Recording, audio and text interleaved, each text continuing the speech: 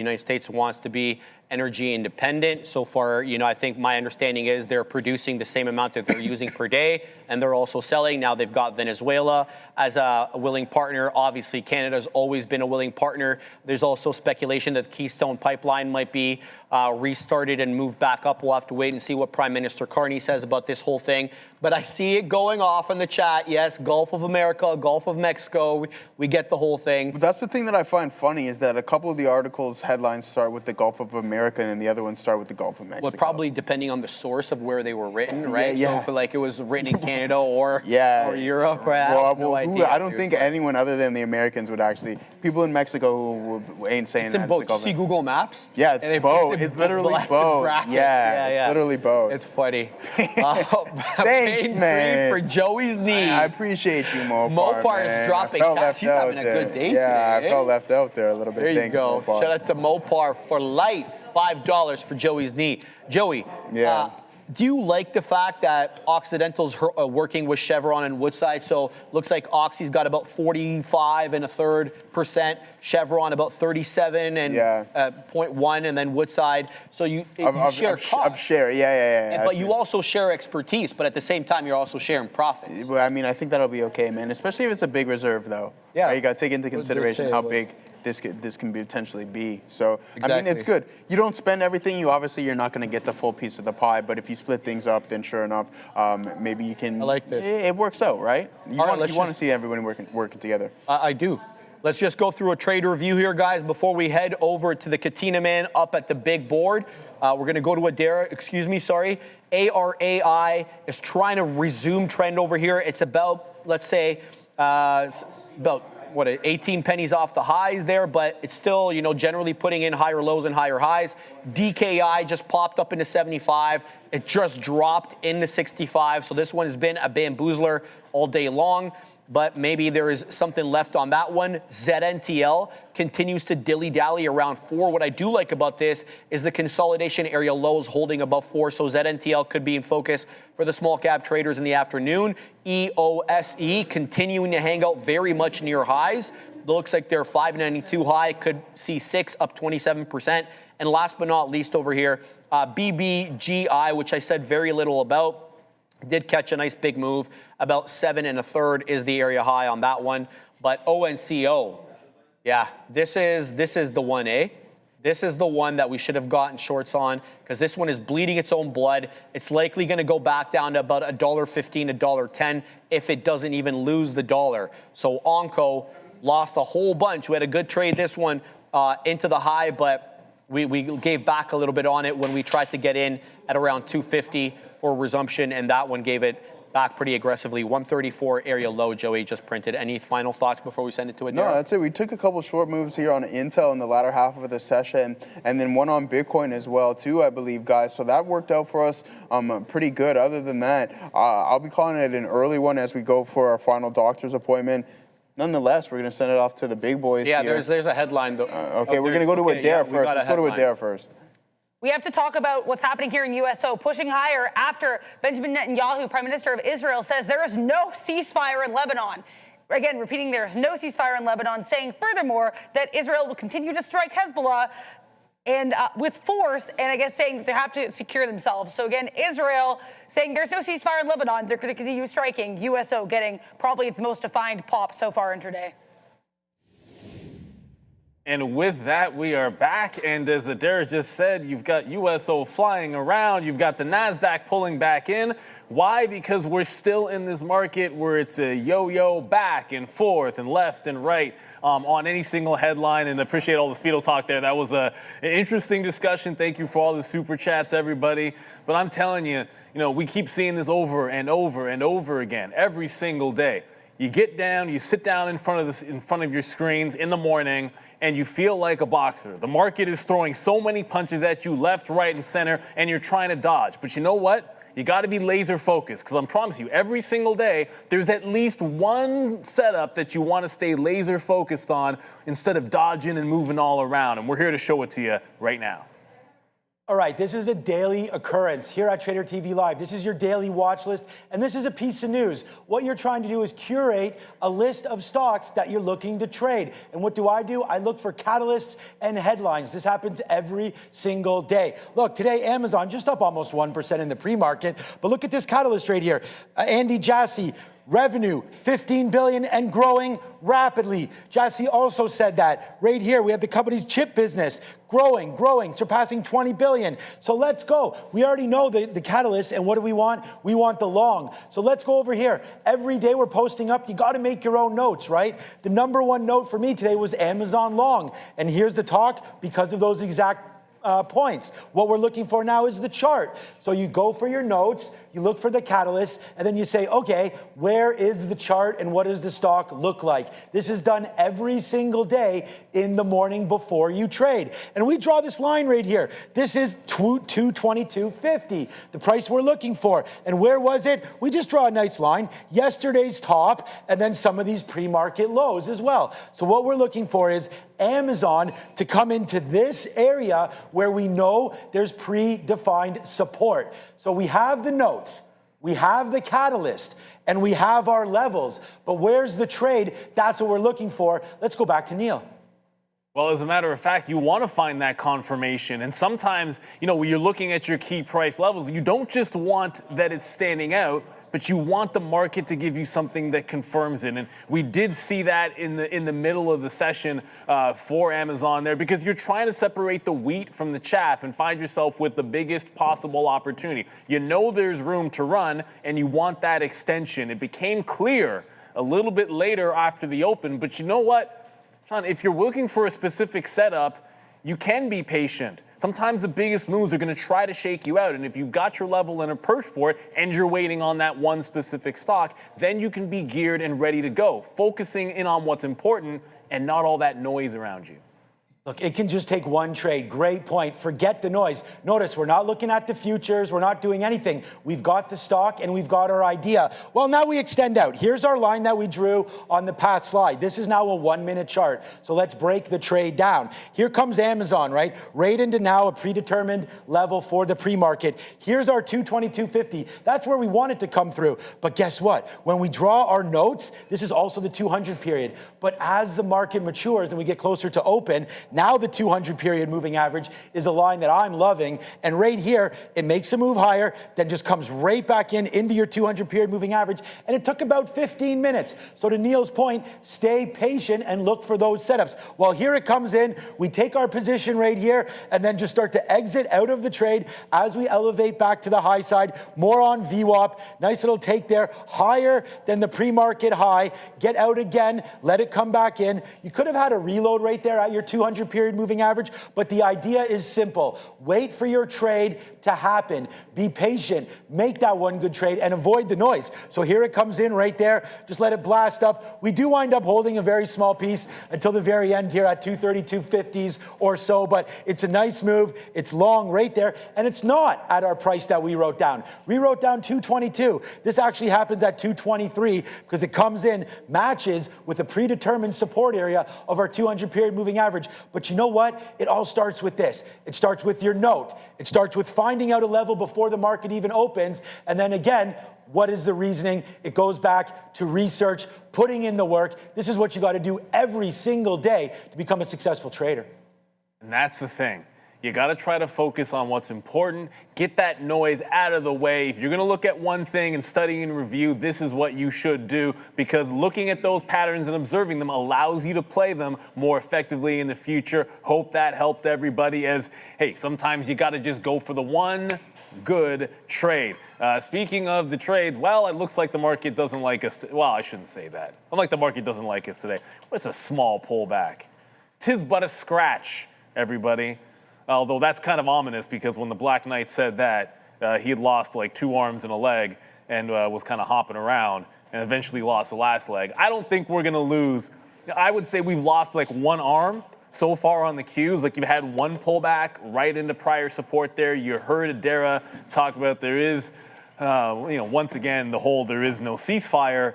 And USO pumping back up, it's still at a resistance spot. If it doesn't take out this 125 half zone, If the NASDAQ holds on to this, then we're still in that consolidative, possible bull flag and sideways pattern, it looks like in the market. So there it is. Like that would be your bull flag, upward move. There's your flag. So that one's kind of simple. It's not one of those pennant things. So I'm looking at one thing. If USO makes that turn, I'm into, like at the bottom, I guess you'd call this a bear flag. If I'm going to use the terminology, I might as well use it. A bear flag on battle. And as long as that holds, looking for a re-entry. But I got to watch out for USO. That was just a breakdown trade. So whether you're looking bull flag or bear flag, we do have a bit of a range-bound afternoon potentially setting up. If there is no other headline here, you got to watch out. If we're not breaking this channel, you want to look for some support. Hey, the Qs. Hey, this is kind of funny. I didn't zoom this out. And we were just talking about, like, you look at the afternoon resistance level. Okay, that looks pretty good. And turning into support on the Qs. Now, as I said, the problem with that, purely technically, is that technical level is not going to matter if USO just goes blasting off into the stratosphere, maybe finding some UFOs, which I accidentally said. So you got to watch out for oil futures. Got to listen to Adara all day long if you want to make these. I don't know what this was doing on the desk. Maybe This is from when we did the hedge fund. Oh, the Now it's just going to be like. No, I should have remembered that. Yeah. I can't show the other side of these bills because they're blank. Isn't it illegal to make counterfeit money? Cares, Neil. I bought these. No, I'm just joking. No, I'm just playing around. Yeah, I don't know. I think those are from the dollar Well, obviously, if you. Or Marissa might have printed them. But if you don't have both halves, it's like, whatever. Yeah, it's not necessarily counterfeit. I mean, if I give this to a store and someone accepts it. Okay, so you know what? I mean, we have more problems. I'm not going to name any names, but Yeah. you know there was a dude that we went to high school with. Yeah. Who in junior high Accepted. there was a Burger King, and he was like I think passing. Yeah, I think I remember that story. We knew a dude, and it was like, in our city. Well, we know bad in, people. And he for a while he got away with it. And it was like a huge deal when he got caught. I mean, for anybody that doesn't know, like we're from Brampton. Like, so I'm from the streets. I'm not going to say the dude's. Like I'm from the streets of Brampton. He might have been hustling at Hearts. Yeah. So you got to watch out. Neil and I go back to grade school. So there we go. All right. Bosco. Yeah. So Amazon. We were able to get out right there. I was just letting it. Probably the curl might have been seen. And, we talked about this 2 to 25 period moving average. That really should have been the out. I wasn't here, but that could have been the out there. But instead we wait. And I think we did pretty good making sure to grab that. And as sometimes they say, the rest is history. So we're going to wait to see, if we can make history here and, have a better trade next time with Amazon. But I like that trade. Right there. Okay, we're going to look for some more trades this afternoon. Hopefully the market can withstand. For me, I do like what Neil was just talking about there. Potential break in and around this area for the NASDAQ coming right back in right now. Obviously, we got to watch out for USO. We got to watch oil. But it does look like, you're trying to get higher and we stopped 3 times. So boom, boom, boom, all rejections to the downside right here. And it's not like this is a solid hold. I mean, we wicked below on news there. So if anything drops out, and it's just kind of like, don't want to talk negative about everything all the time, but realistically the headlines are coming and I can't really think of a positive headline. I mean, we had hoped that Jerusalem and Israel and Lebanon there would have been able to come up with something, but that doesn't seem to be the case. So we're going to have to watch out for that. I meant to get long when I sat back down. We actually got stopped out right there. Can you believe that or not? On Intel when it broke through VWAP. When I sat back down here at about 1 o'clock, I tried to dip by that and missed it. I was waiting a little lower and missed that. So we'll see if Intel can come back into VWAP as well. But I do want to take a look. I don't know if anybody's paying attention to the Masters. I wanted to see who was actually winning that thing right now. So we'll have a quick check on the Masters and have a quick look. If you are, I'm going to put up the scoreboard right now. So if you're watching the Masters or don't want to know, please do not look right now. But, oh, wow, it is an American sweep right here. Burns, Patrick Reed, he won't be there near the end. Shane Lowry from Ireland and Tommy Fleetwood right now, your top 5 on the Masters. So very interesting. I think I'll be We've got nothing. I just got chess tonight, so we'll sit at home, see if we can watch a little bit of the recap there of the good old Masters. Shout out to Georgia. I'm trying to pull it. There's way too many things on Kalshi. Well, none of the guys winning now will be there. It was Fleetwood. It was Patrick Reed. Fleetwood Mac. Yeah, there he is. Tommy Well, they'll be there now because it's so there's Tommy Fleetwood. And then Patrick Reed was the next highest. He's 5th, 2 down from there. Oh, there he is. Yeah. So this is great. I actually know half of these. Yeah. Yeah, it's fun. Masters gambling and everything is pretty fun. I have no idea who Sam Burns is. Jordan Jordan Spieth, Katayama. Our boy used to love that Katayama, I think. We did a pool. We should have done a pool, but it doesn't really matter. Get back to some brass tacks. I'm looking. Okay, obviously we talked about the channel the futures are in. There's another name that I got eyeballs on as well, and just looking for things that have some structure to them if we end up sideways. And since we got out of Boyle, it's got about the same high at 1385 with a 13.6 bottom. So I might find this into VWAP as a bit of a retracement. But you know what? We're going to go to the desk. We've got Sia with an update. Yeah, and I think just seeing comments from Israel's Prime Minister Netanyahu here saying, I have signed 4 peace agreements with Arab countries and I intend to move toward a genuine peace from a position of strength. Sending it back to you. Yeah, I think, we should have a guest this afternoon. Okay, yeah. We'll let you know if it comes in there. Now let's double check what Intel's doing. I'd love to see USO make the next move, but it's back to going sideways. Intel not at VWAP. Forget VWAP, 60. I think 60 is going to be the thing that matters a little bit more.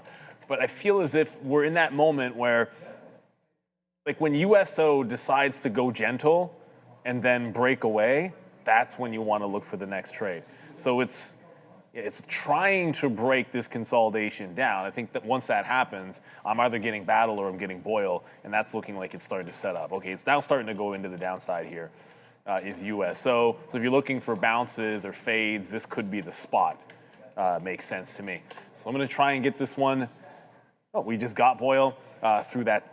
Broke 80, got some 79s. We'll throw the stop at the prior high and see if this gets to the low of the day. We're seeing some updates out of Oragenics. Their ticker, of course, is OGEN on the NYSE American. This company has now activated its Phase 2A clinical trial in the lovely country of Australia, with its first site fully operational and patient dosing expected next. They're developing ONP-002, an intranasal treatment targeting concussion and mild traumatic brain injury, an area where there are currently no FDA-approved therapies. Alongside that, Oragenic has also spent the past year strengthening its balance sheet, raising capital, and resolving liabilities, as well as restoring exchange compliance. The focus now shifts to execution, with clinical progress underway and additional CNS assets under evaluation. Please go make sure you check them out at oragenics.com and OGEN on the NYSE American. So shout out to Oragenics there, and thank you for continued sponsorship of this program.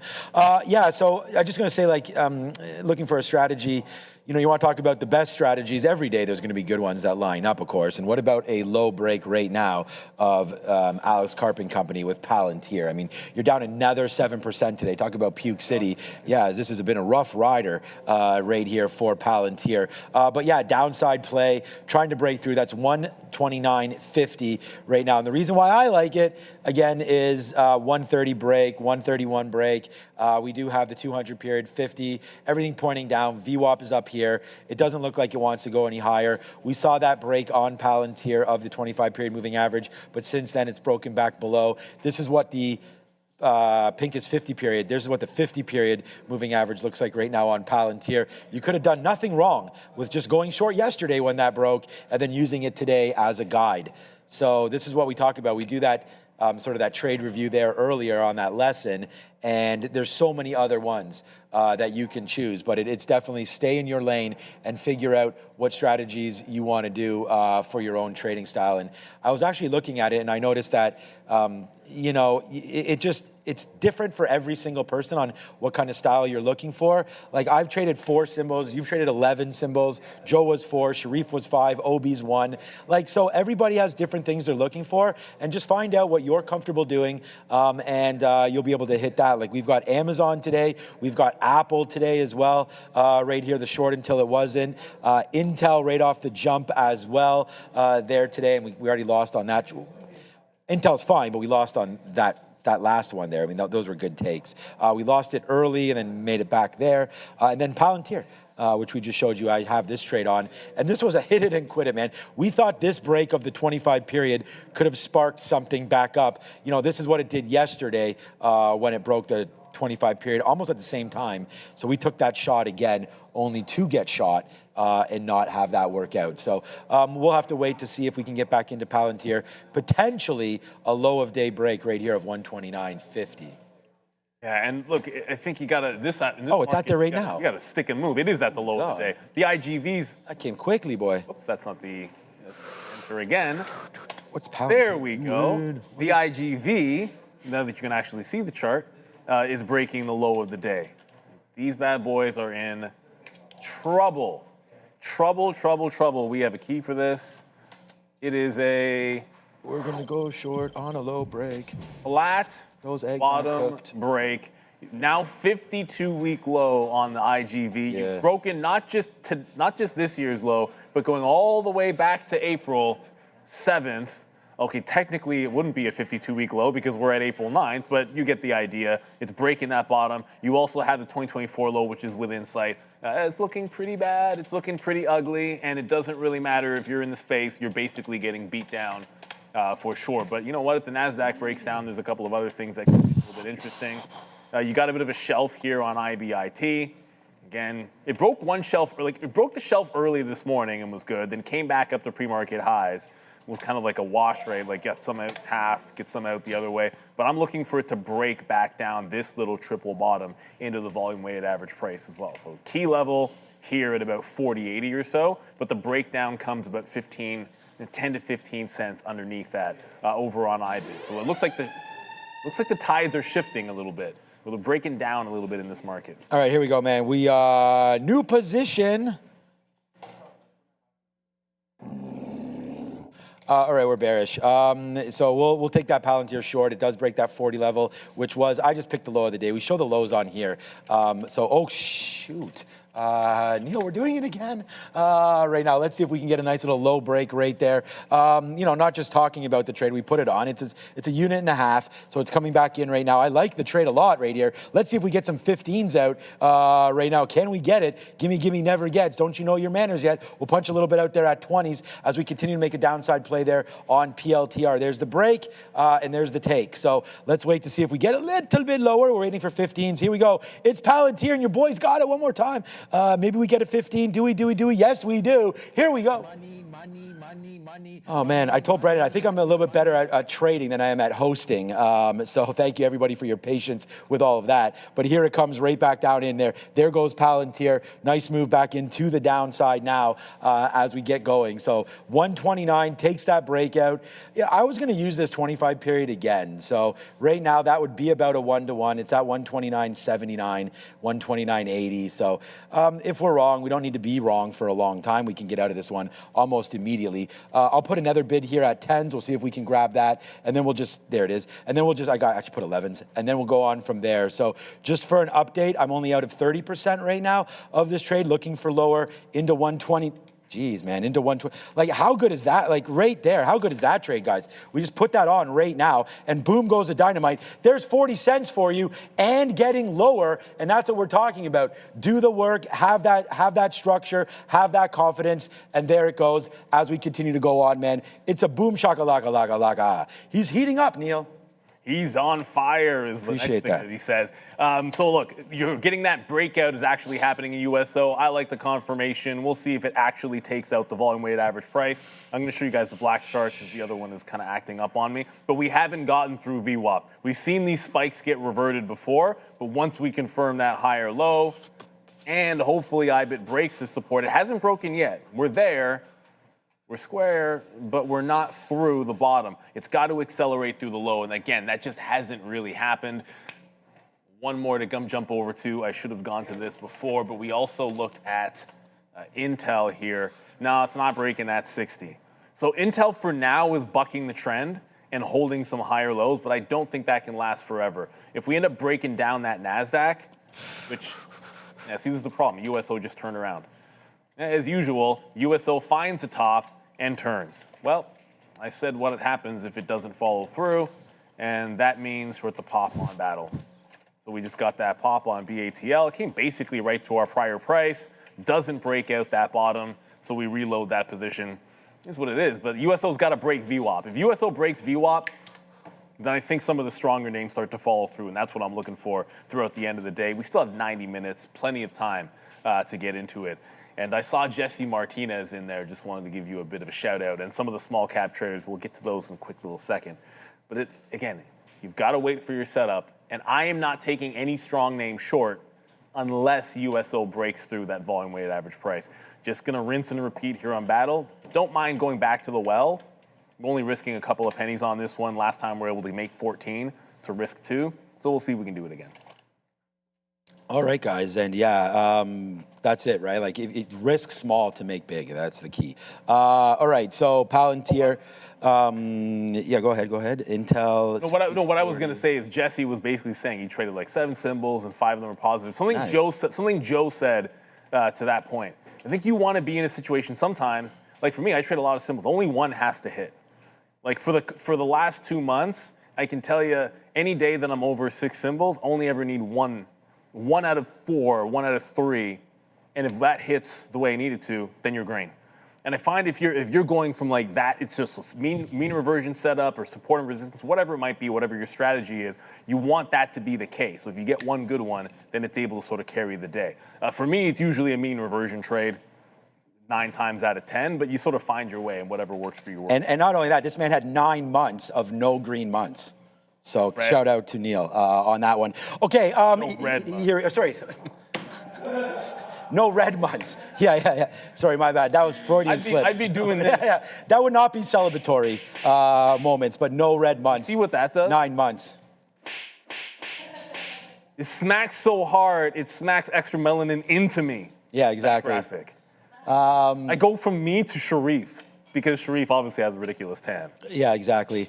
Yeah, so shout out there. I had a run of 12 and a half years of no red months, but we had one, I don't know, a while ago, so now we are back, and that's what happens sometimes. Yeah, but anyways, guys, congratulations to everybody that's been trading today. Today's a tough one to be red and green. It's a mixed day, I feel like, today. I mean, whether or not you were long or you were short, unless you scalped out, like that was a dangerous open. We faded back in right into the pre-market lows, and then it was just bought right up. Like, to fight that move there in the NASDAQ would have been tough. So now you're getting rewarded back in. Remember, we still got a ways to go to VWAP. 25-1 right there, VWAP coming into play soon. But man, we're doing it live right here with Palantir. So here goes Palantir right down into the downside. It's PLTR, baby. So here we go. Let's go over to Sia in the back for the next update. Would want to be. Yeah, just over here, seeing official source at the Saudi Ministry of Energy saying operational activities have been halted at several energy facilities in Saudi Arabia due to recent attacks, state news agency. This is just followed by U.S. President Donald Trump considering withdrawing some U.S. troops from Europe, White House official. Thank you very much, Sir Sia. We've got JKL with the super chat. Let's throw it up, or at least I'll try to if I can find it. Oh, no. My thing is not working. I'll hit refresh. That's what Fabian always tells me to do. There we go. Thank you for putting that up there, Andre. Dentist report, SLV. You still at the dentist? I've only got gold in my teeth. Still at the dentist? You were at the dentist this morning and you're back to the dentist. So Hope you're having silver in a your teeth is a successful problem. dentist. Yeah. I don't think, usually you want, and I'm not a rapper or anything, but you usually want the gold in your teeth.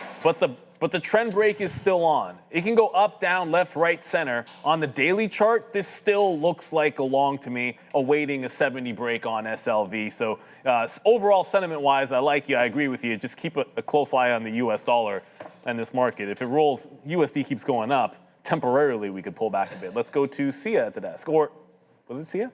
Yeah, I think so, yeah.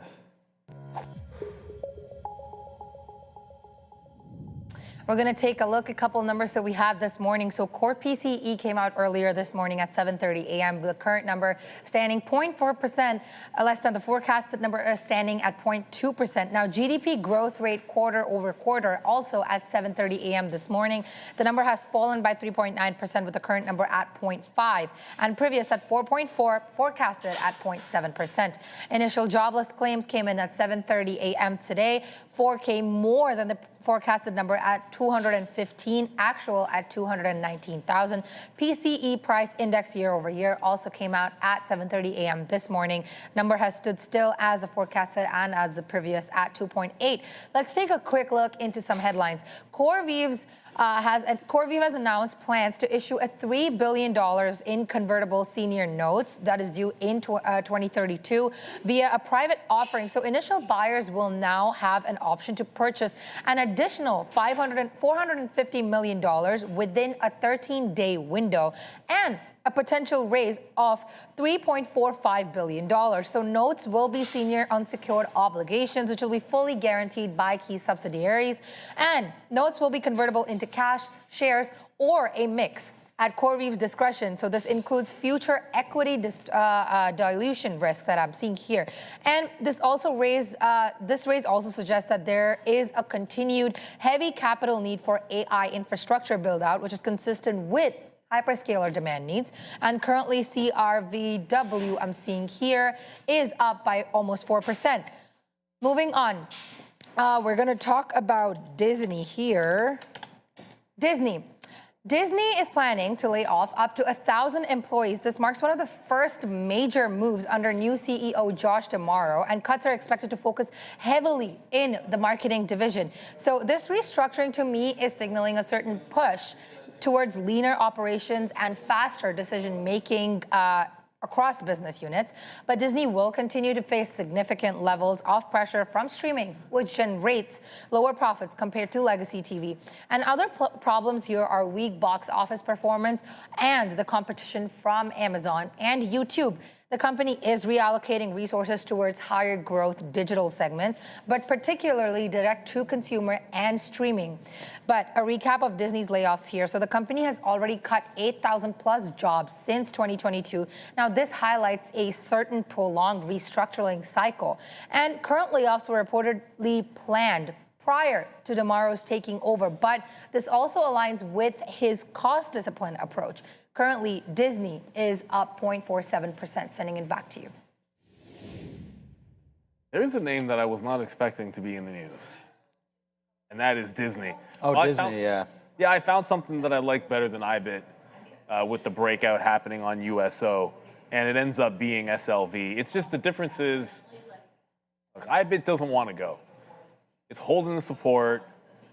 IBIT just holds support, still won't break. With silver, very similar story and room to VWAP, but it broke the same support level. So basically, it's the same setup. It just looks a little bit better to me. Room to go all the way back where we got the reversal at 67.5. Oh, that's going to get me. Sometimes you throw your stop and it doesn't break the little notch in the candle, but you know it triggers anyway. It's like there must have been there was like a dark pool print or something that took out that prior low. So I get out on the bid without it actually breaking earlier today on SLV, but that's part of the game.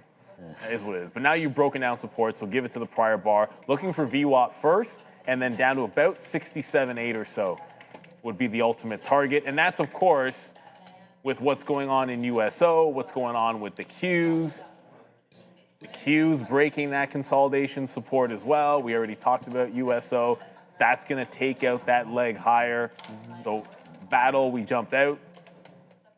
And, well, I was able to get a bit of one-to-one because it's only risking 2 cents in the first place. So when it went 3 in the money, took some out. But I'm not going to hold on to that one. Not going to hold on to it through. So silver's the only new trade. Not going to take IBIT anymore because the silver setup's the one that made a little bit more sense as far as I was concerned. Let us know what else you guys might be watching. I know there's some small cappers moving around. We can maybe get to them in a bit. And at some point, we'll figure out a poll. I told the guys to do a poll. I don't know. Oh, I had a poll and I forgot to push it out. Oh, you didn't? I forgot to do it. Here, I got one. I had to refresh all of my things.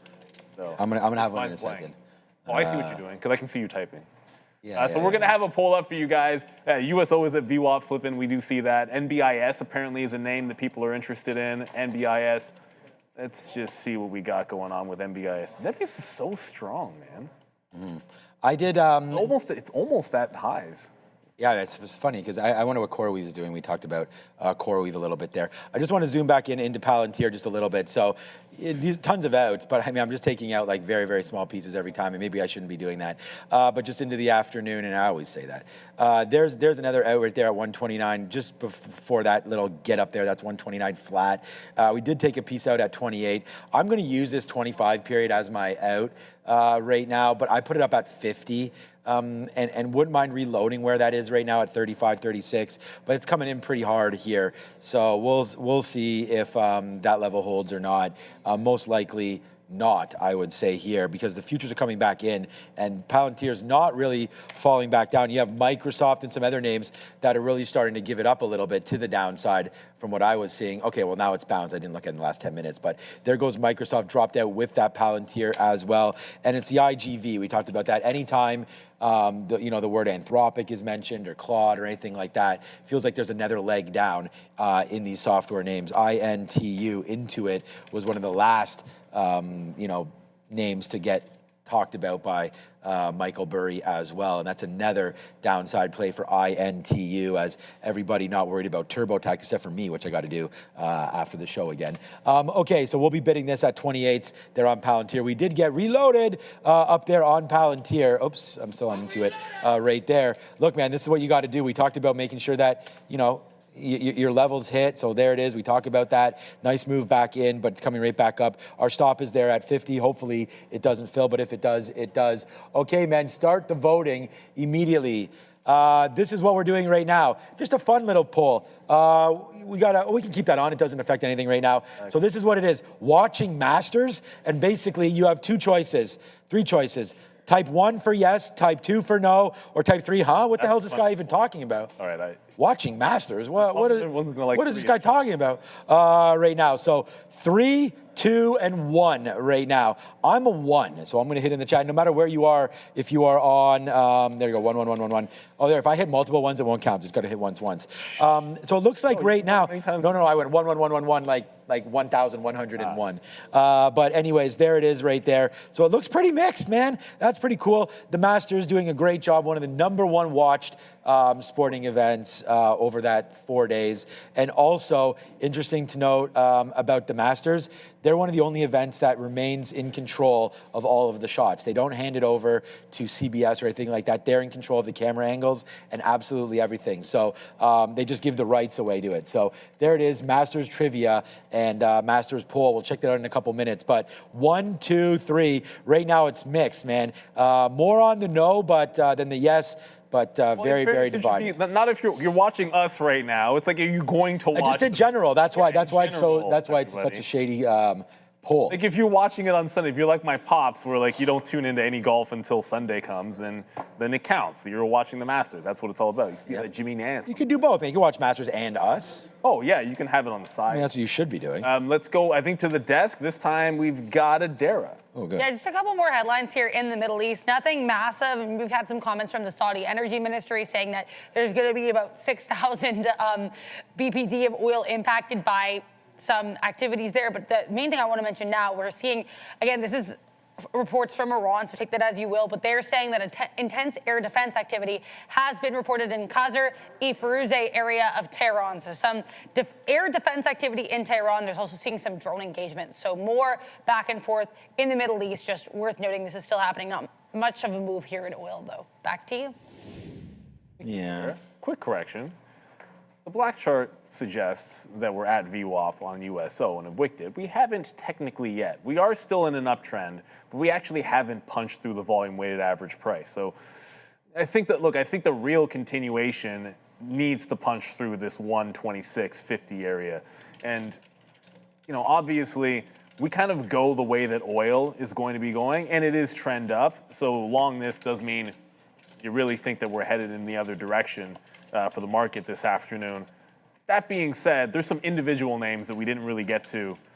Because when you talk about, you can talk about USO, you can talk about oil futures, that's not the same. as some of these other names. Occidental, it's hard to remember now, but there was a point at which the discussion on Occidental, even on this show, was a pullback into 50 after earnings.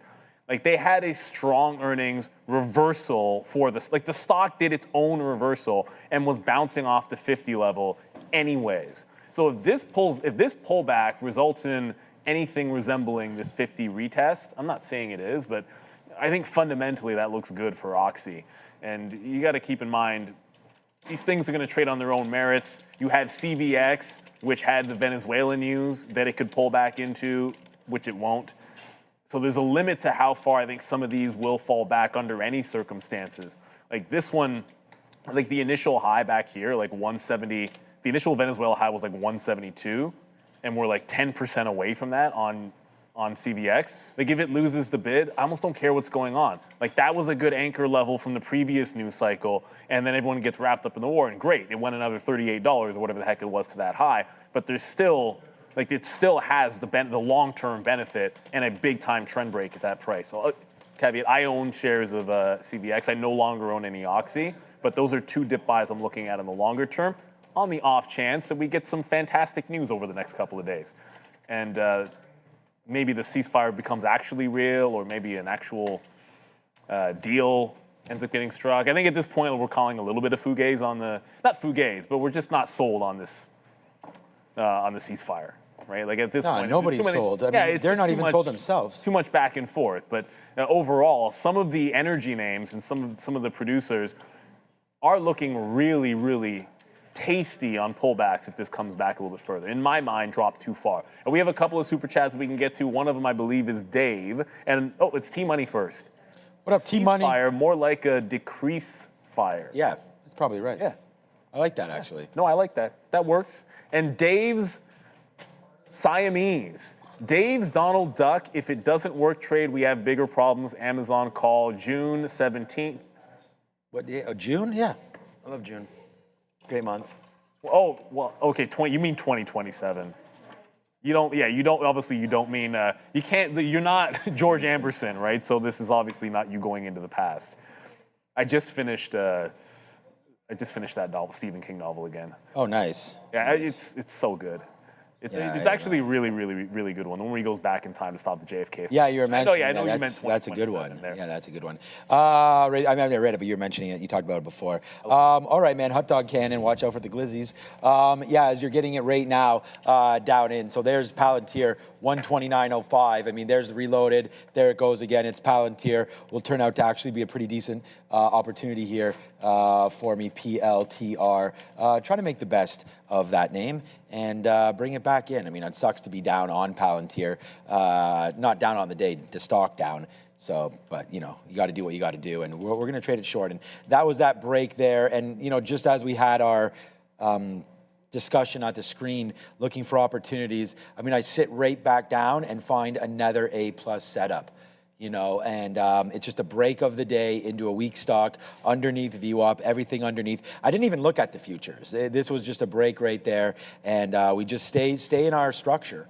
You can't, if you don't have structure, you don't have anything. So we're just going to wait to see if that winds up printing here for us even lower. So I'm waiting to see if we can get it. Our best fills are in the 80s. So, we're reloading, we're loading it back out and in, and, we'll wait. So we only have right now about a third of total position of all of this. So let's let it drop down. I don't have any more bids. We'll see if we get something to go a little later on. Is Qualcomm doing something? Hold on. Last time we even talked about Qualcomm. I know. Samesies. No. Oh, maybe it's just breaking the lows here. Yeah, kind of. Here's Qualcomm. So good little point out there. We'll see if that wants to do anything. It just came across on the scanners. Again, Qualcomm. So that move makes it look like we do want to break a little bit lower. It's on the 5-minute chart, I believe, that's where the scanner's coming in here. The 200 period moving average on. So this looks a little bit like Palantir, but to Neil's point, I haven't really traded Qualcomm ever, so I don't know how this thing operates. But on a chart basis, you definitely want this little bit to break. That's 127 flat. So on QCOM, you're only a couple pennies away from potentially that becoming an issue. So watch out here for Qualcomm. Looks like it wants to break Lower? The bottom middle is the daily chart? This is. Oh my goodness. Yeah, I definitely haven't looked at that chart in a while. Yeah, I forgot about Qualcomm. Oh my goodness, that's ugly. There it See, goes. some stocks are just built different than others, man. That is ugly, ugly, ugly. That's why we don't like it. Look, I get it. Grunfeld Come on, said, Palantir. huh? Oh, high of the day. I thought you meant low of the day on Intel. Okay, Intel could break high of the day. Look, I have bids into VWAP on SLV, and then we'll see how far it can go. But Intel's breaking the high of the day? No. Can't be right. The market was just turning around. Oh, it could break the high of the day. 61s on Intel. See, this is the stock. It never pulled back into VWAP for a dip buy, but VWAP's just a line in a chart that Intel seems to not care about. Every day, it seems like we get another headline and another fresh high. The government bought it 19 or 20 or somewhere around there. Don't at me. I think it was between 19 and 20 bucks when they got that bounce. Then you have all of a sudden Nvidia coming in, and then you get partnerships up the wazoo. You're shaking hands with Elon Musk and the Tariff fab, and now you're back to levels that they haven't seen in 5 years. So fantastic look for Intel. This is the one with strength. If we're able to revert back down here on USO as it's grinding higher, it did tag VWAP on this chart. If we reverse back down, I think Intel looks like it's going to be a pretty good long. A little surprised. I kind of, like everything else I was looking at was kind of rolling over, except for Intel. But you know what? It is Thursday, and on Thursdays we sometimes have a special guest. And we are locked and loaded and ready to bring Mr. Steve Tallman. Good to see you again, brother. What a yo-yo market we have here. I mean, it doesn't matter what direction you like, there's something for you in this kind of market. So how have you been, first of all? What are you looking at today? I'm doing pretty good. It's great to see you guys. And like you said, there's something for everybody here, right? There's always a bull market somewhere. And hey, it's nice that it's finally hitting most of the stocks the past couple of days. So yeah, it's been fun having some more options to trade. I saw you guys talking about Intel and the incredibly strong move that they've had. So my little cheeky overnight buy a couple of days ago was just SOXL, just straight up. Hey, I don't know really what to buy. I think chips are a strong place. Ooh. I wasn't really expecting that much of a propulsion after hours, but I knew I had to get something in, right? So this is kind of my no-brainer play. Looks like to me it's 3 knocking this top level here. I love the chip space, as you said. Intel, just a powerhouse here. And sometimes, I think we might have lost Steve there. So. Yeah, no, I think he was just free. That's his mannequin. Where do you guys want to go with this? We can talk about anything.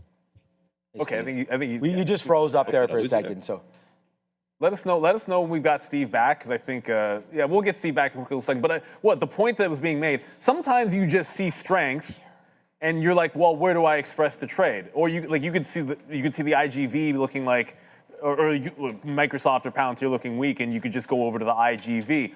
Just out of curiosity, Steve. Is that a normal occurrence for you? I know oftentimes we usually talk in terms of like individual stocks. Is that something where you prefer to go to the ETF, or is this more of a new strategy? And if so, is there an individual name? Forget about Intel for a quick little second. Is there an individual name that you might like for an extended play within the space once you're out of the stocks? Great question. So I would say that this is just an example of me not really being ready to go with my number one pick when the catalyst hit, and me just having to kind of make do with something that will serve the purpose, right? That will get me leverage long in a sector that I think is going to outperform. In terms of the individual names, I think Broadcom is quite interesting here in terms of it being not super extended and having this clean breakout. I heard you guys talking Qualcomm as well, right? So this is one that's a big laggard. And as the names in the sector start to kind of continue to participate, I'll be looking to see if these ones can catch on. But usually I'm looking for the strength. So AMD, pardon the messy chart here, is probably my top pick. I think that this one is just looking really, really constructive on a weekly. Oh, sorry, my insane old lines there. I think this is a big old consolidation flag trying to push higher. We'll go to the monthly really quick just to show. Oh, my goodness. Ignore the chaos. The point is, I think that this has a measured move to 300 or 350. To me, it's very constructive, and let's get these scribbles out of the way. That's a very strong structure of a chart and looks like it's ready to push higher in my book. Yeah, we've been saying this, like AMD's chart, like if you look at the weekly or the monthly or the high, just I'll show you a cleaner one. Like Like it's got this great looking, even W pattern, whatever you want to call it. Here's my question for you, and I might know what the answer already is going to be here. The thing that's gotten me away from AMD is sometimes the inability to ignore the disconnect between its valuation and like Nvidia's, right? So it's like, how can you like AMD when it's more expensive fundamentally than Nvidia?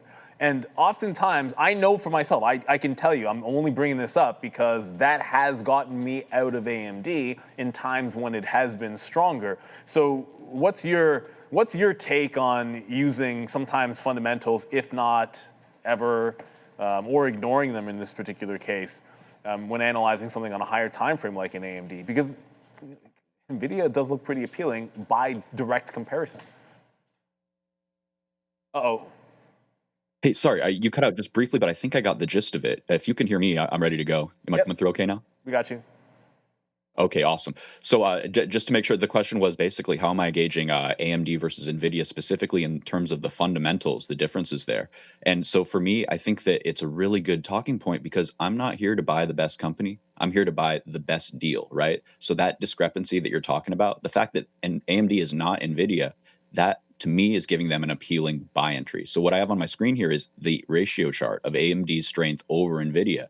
And what we can see is it's been trading basically sideways or in lockstep for about, almost 2 years now. To me, this is looking like a solid bottom and a push, likely to push higher. I think that AMD is going to bridge the gap, and it doesn't matter if they're not NVIDIA because NVIDIA's market cap is just so big. They have so much of that being the best priced in that they kind of have the Google effect where, how much room does it really have compared to the Amazons or the AMDs out there? So that's kind of the angle that I'm looking at here. When you combine that narrative with a strong technical chart, I kind of like it more than NVIDIA and a lot of these bigger names.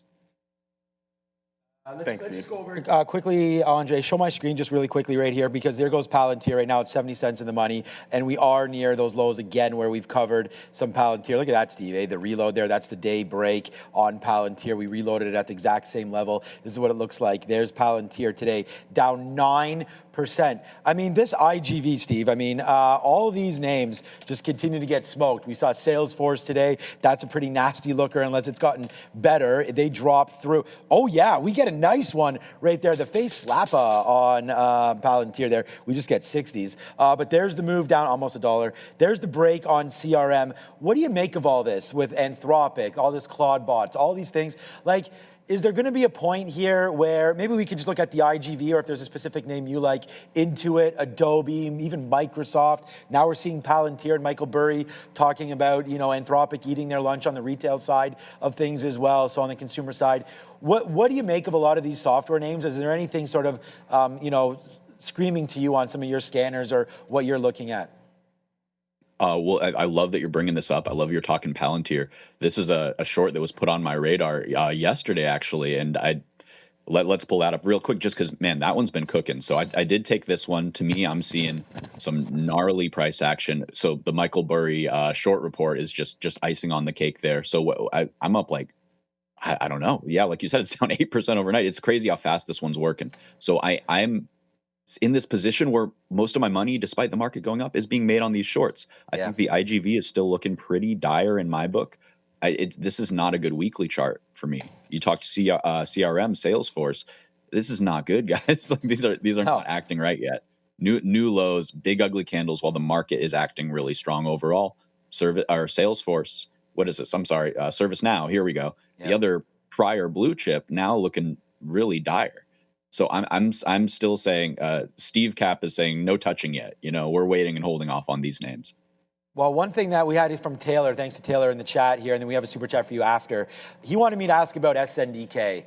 These names, man. SanDisk there, Western Digital, Micron. Look what's happening. Not only that, Steve, but we get an ETF out of absolutely nowhere. Shout out to Roundhill. If you can make money on this game, you might as well. Here's a DRAM ETF. I don't even know if you know this existed. This is just a couple days old. Comes out at 27, makes its way to 33 in 5 days, and now right back in. So I don't know. Are we getting a little overextended with all of this, or do we just do the smart thing, and that is play the momentum? Just keep looking for longs on Micron, SanDisk, or anything like that. Any opinions there? I want to thank Taylor in our chat for the question.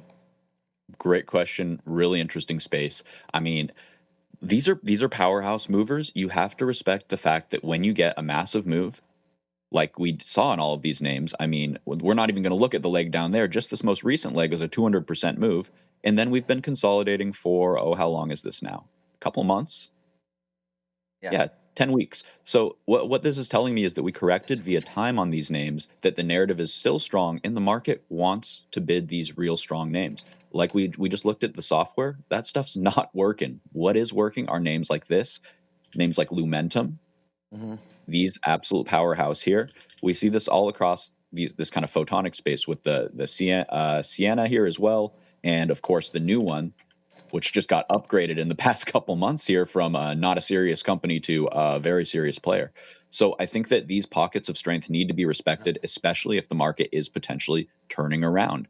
I'm not saying we necessarily made a bottom yet, but this is a convincing potential bottoming action, and we have the leaders continuing to lead. So my call is don't short these. Look for places to get in long if you're not already.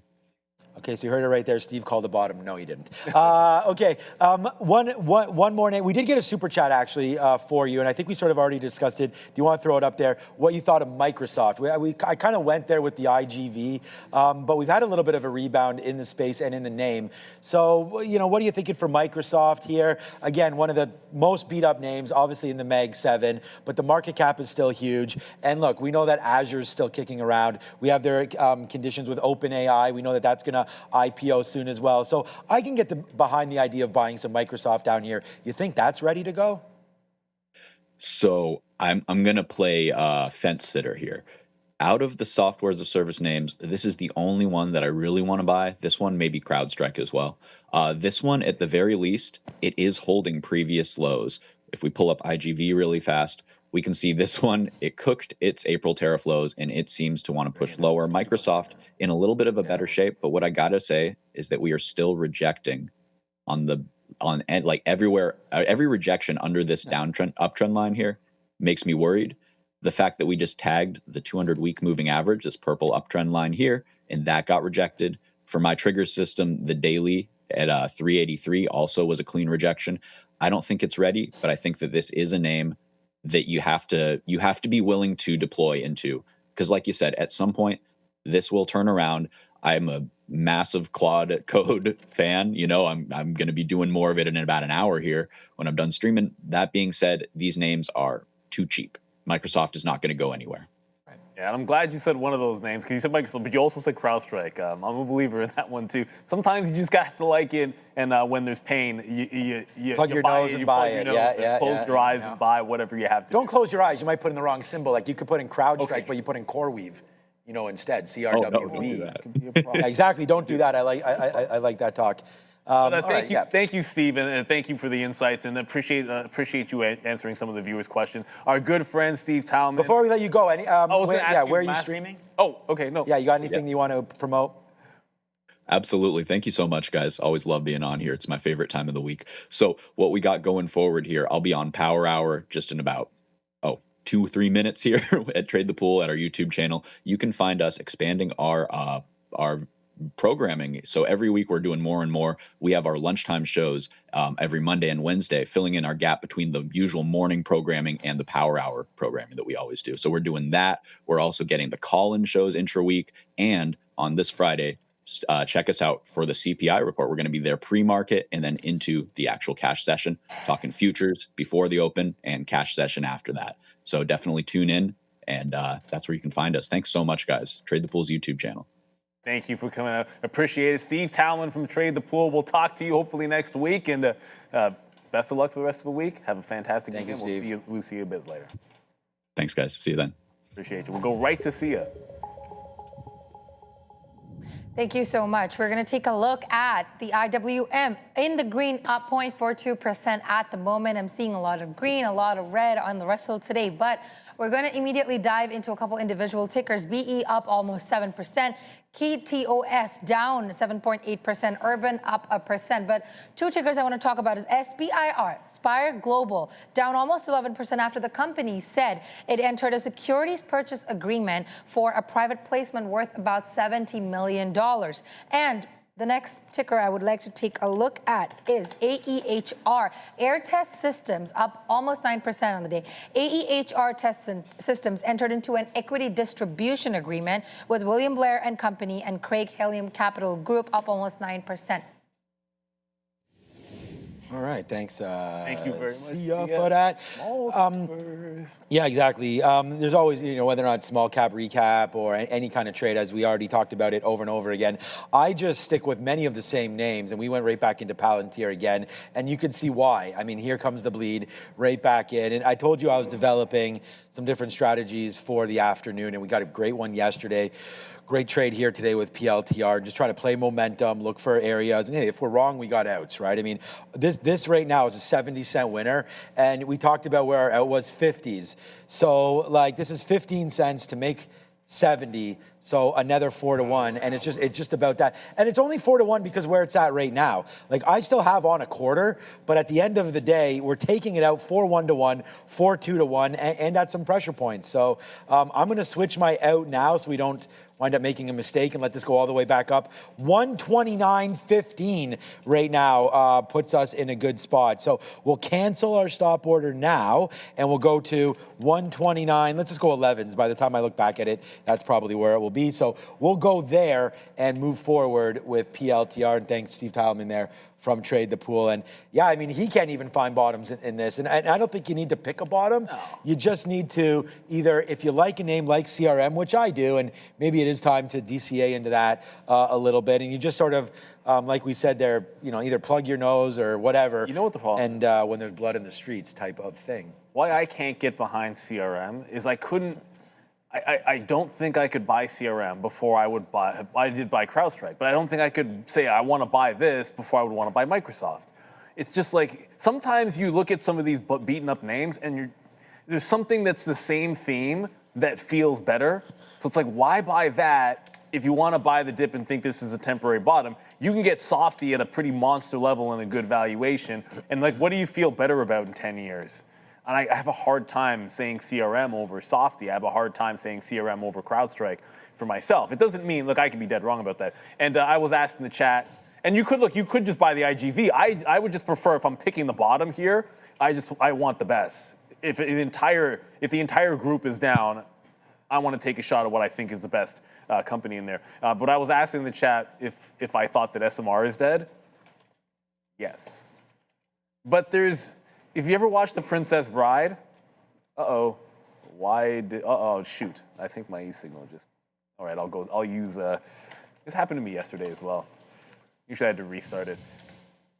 The Princess Bride, there was a quote, and it's like, well, there's dead and there's mostly dead. So I'll use the mostly dead term. I don't think it's done forever, but the notion that it's gonna rise when they're not making any money without a breakthrough like it was doing before when these were the cat's meow, that is dead, and you're on the back end of it. So you're back to the hope and dream future of a company, which is in a precipitous decline. And some point, sometimes these will find a bit of a bid. That hasn't happened. There's no higher lows. There's no rounded bottom.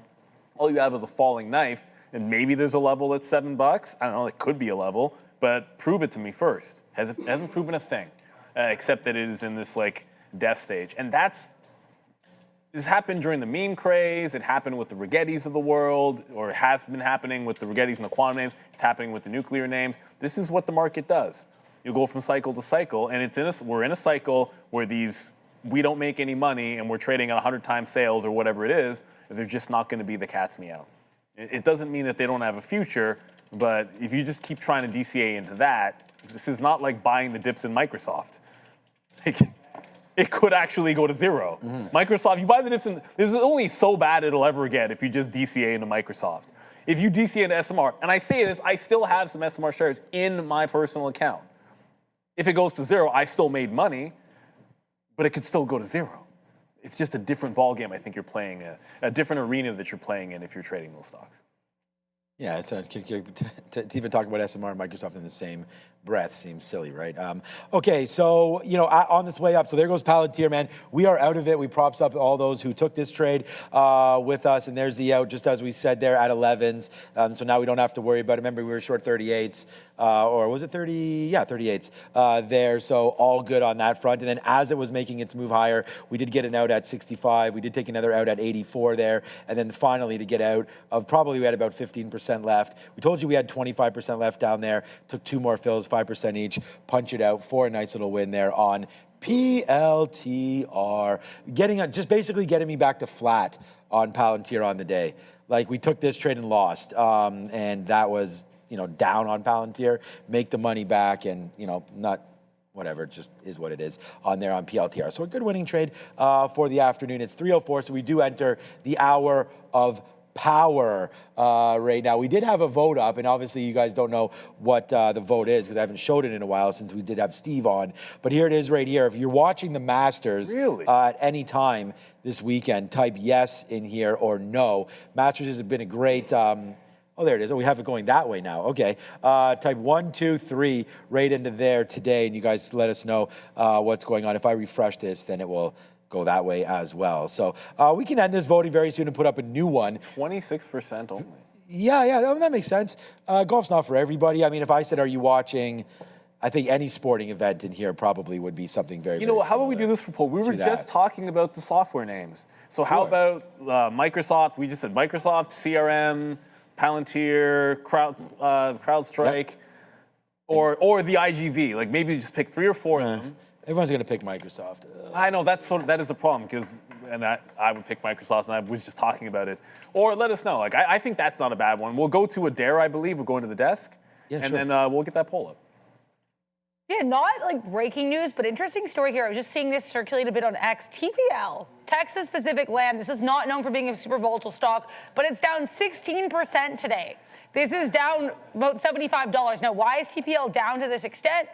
Because the individual who was the CEO of the corporation that was TPL's largest shareholder passed away. So again, tangentially, largest shareholder of TPL, man by the name of Murray Stahl, as you can see right here, he passed away. And it's actually to the extent that TPL had to issue a statement announcing his passing with a comment from the CEO. So this is quite significant here, guys. Again, I'll put up the daily chart so you guys can see the extent of this drop here. This is the daily drop here on Texas Pacific Land Corporation. But again, Mr. Stahl, the individual who passed, was the CEO, chairman of the board, and chief investment strategist of Horizon Kinetics Holdings, which is TPL's largest shareholder. So that's the reason for this drop in TPL. Just thought this was an interesting one to bring up and bring to your attention, potentially for tomorrow. Back to you.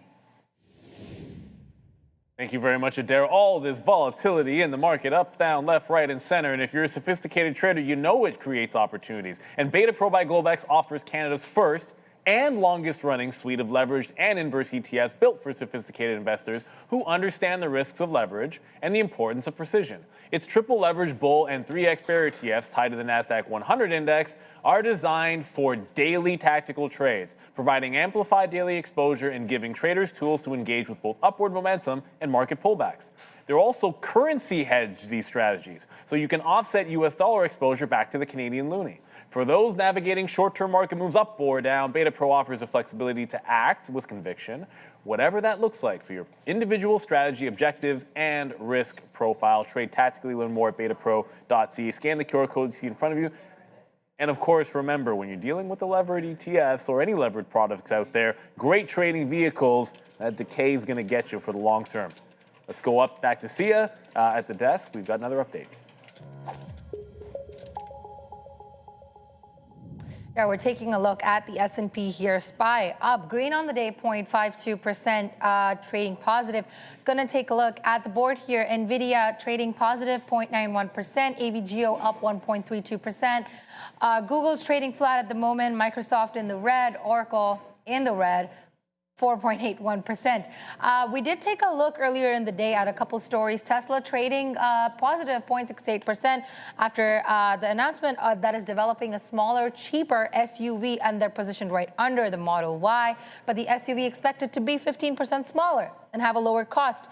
We also took a look at Meta's story today. Meta trading up 2.65%, saying Meta has introduced Muse Spark, which is the first major AI model under the Super Intelligence Labs. Then we also took a look at Amazon, AMZN, trading in the green, 4.76%. That Amazon has disclosed its cloud AI business is now running at a $15 billion plus annual revenue as of the first quarter in 2026, which marks its first direct financial breakdown of AI returns. Sending it right back to you. Thank you, C. Appreciate it. And look, more updates to come. We're in a power hour. The market's coming back in. But if we were talking about structure and trades, and if your structure is a breakdown here underneath 70, when it ticks 71, gonna jump out. Was able to get the bottom a couple of times, but we get a little bit of a breakout in silver. Like the structure for stair step down, but it doesn't take that second step into the volume weighted average price. So coming right back into the upside.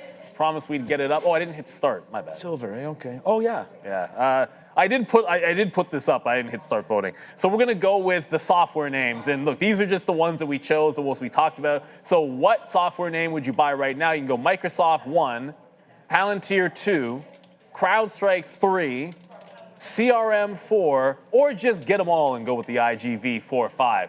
I have a strong feeling that there's going to be a lot of 1s or 2s up in the chat. I've already hit mine for the 1s, so anything you type in, you're going to see them pop in here. We'll leave that one up for a little bit during power hour.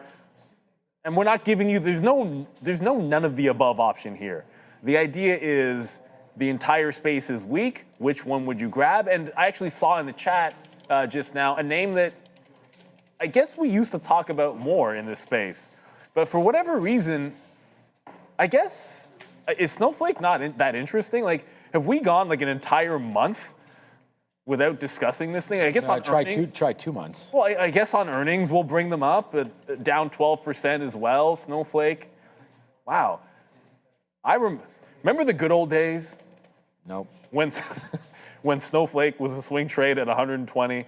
Or when Snowflake was a swing trade at $160, just when it retakes the 50-period moving average. Well, I can tell you what's not happening anytime soon is this stock retaking the 50-period moving average on the daily.